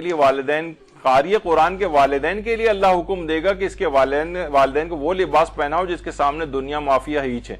اس وقت پوری مخلوق اس قاری قرآن کے والدین کی طرف دیکھے گی اور اس قدر ان کا احترام کرے گی کہ اس کے والدین کو خود اپنے اوپر تعجب ہوگا. تو آپ اس سے اندازہ لگائیں کہ یعنی کر یہ عمل اولاد رہی ہے لیکن والدین کو کتنا زیادہ اس کے فائدہ پہنچ رہا ہے. اسی طریقے سے آغا سیستانی فرماتے ہیں کہ تمام مستحبات اور ثواب والی چیزیں زندوں کی طرف سے بھی نیابتاً انجام دینا جائز ہے. والدین کے لیے حج بھی کروانا چاہیے، عمرہ کروانا چاہیے، ان کے لیے طواف کروانے چاہیے چاہے وہ مکہ میں موجود نہ بھی ہوں. اسی طرح رسول اللہ کی قبر کی زیارت، ائمہ کی قبور کی زیارت، ان کی نیابت میں بھی یہ والدین کا حق ہے کہ وہ خود نہیں جا پا رہے ہیں تو ان کی طرف سے. اور اسی طریقے سے یہ تو ہم اگلی دفعہ انشاءاللہ پیش کریں گے، اس کو ابھی رہنے دیتے ہیں. اور 40ویں چیز یہ ہے، بس 40واں حق، کہ عاق ہونے کے اسباب سے انسان دوری اختیار کرے. عاق ہونے کے اسباب سے دوری اختیار کرے، کیونکہ جنت کے دروازے پر لکھا گیا ہے کہ کنجوس پر، والدین کے عاق پر، چغل خور اور جھگڑالو پر جنت حرام ہے. تو عاق کے والدین، ہر وہ چیز جس سے والدین کو اذیت پہنچے، گھور کر ان کو تند و تیز نگاہوں سے، نفرت انگیز نگاہوں سے کبھی نہ دیکھے، گھور کر بالکل نہ دیکھے غصے سے، کیونکہ جو بھی غمزدہ بھی والدین کو کرتا ہے وہ گویا وہ عاق ہو جاتا ہے. یعنی اس کے لیے الگ سے عاق ہونے کی کرنا نہیں پڑتا ہے اخبار میں اشتہار، بلکہ عاق ہو جاتا ہے. اور خدا قیامت میں 4 افراد کی طرف نگاہ ہی کرم نہیں فرمائے گا، جس میں سے پہلا والدین کا نافرمان ہے. اللہ رحمت کی نگاہ نہ فرمائے تو کیا بنے گا آخرت میں، اس کا سوچا جا سکتا ہے.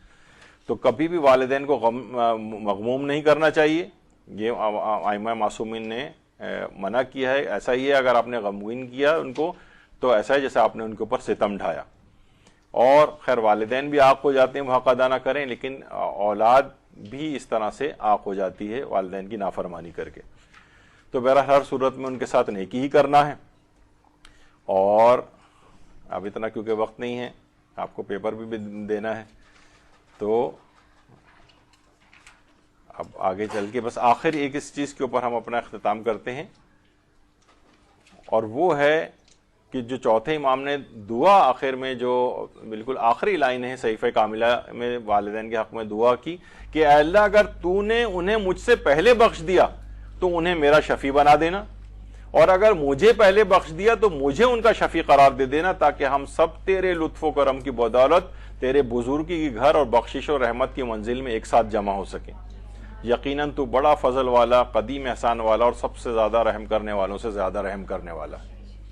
تو انشاءاللہ پروردگار سے یہی دعا کرنی چاہیے کہ ہم ایسا نہ ہو کہ ہم میں سے کوئی والدین الگ ہوں، ہم کسی اور جگہ پہ ہوں، ہم اس بزرگی کے گھر جنت میں ایک ساتھ سب دوبارہ آ کر جمع ہو جائیں اپنی اس نیکوکاری کے بدلے میں۔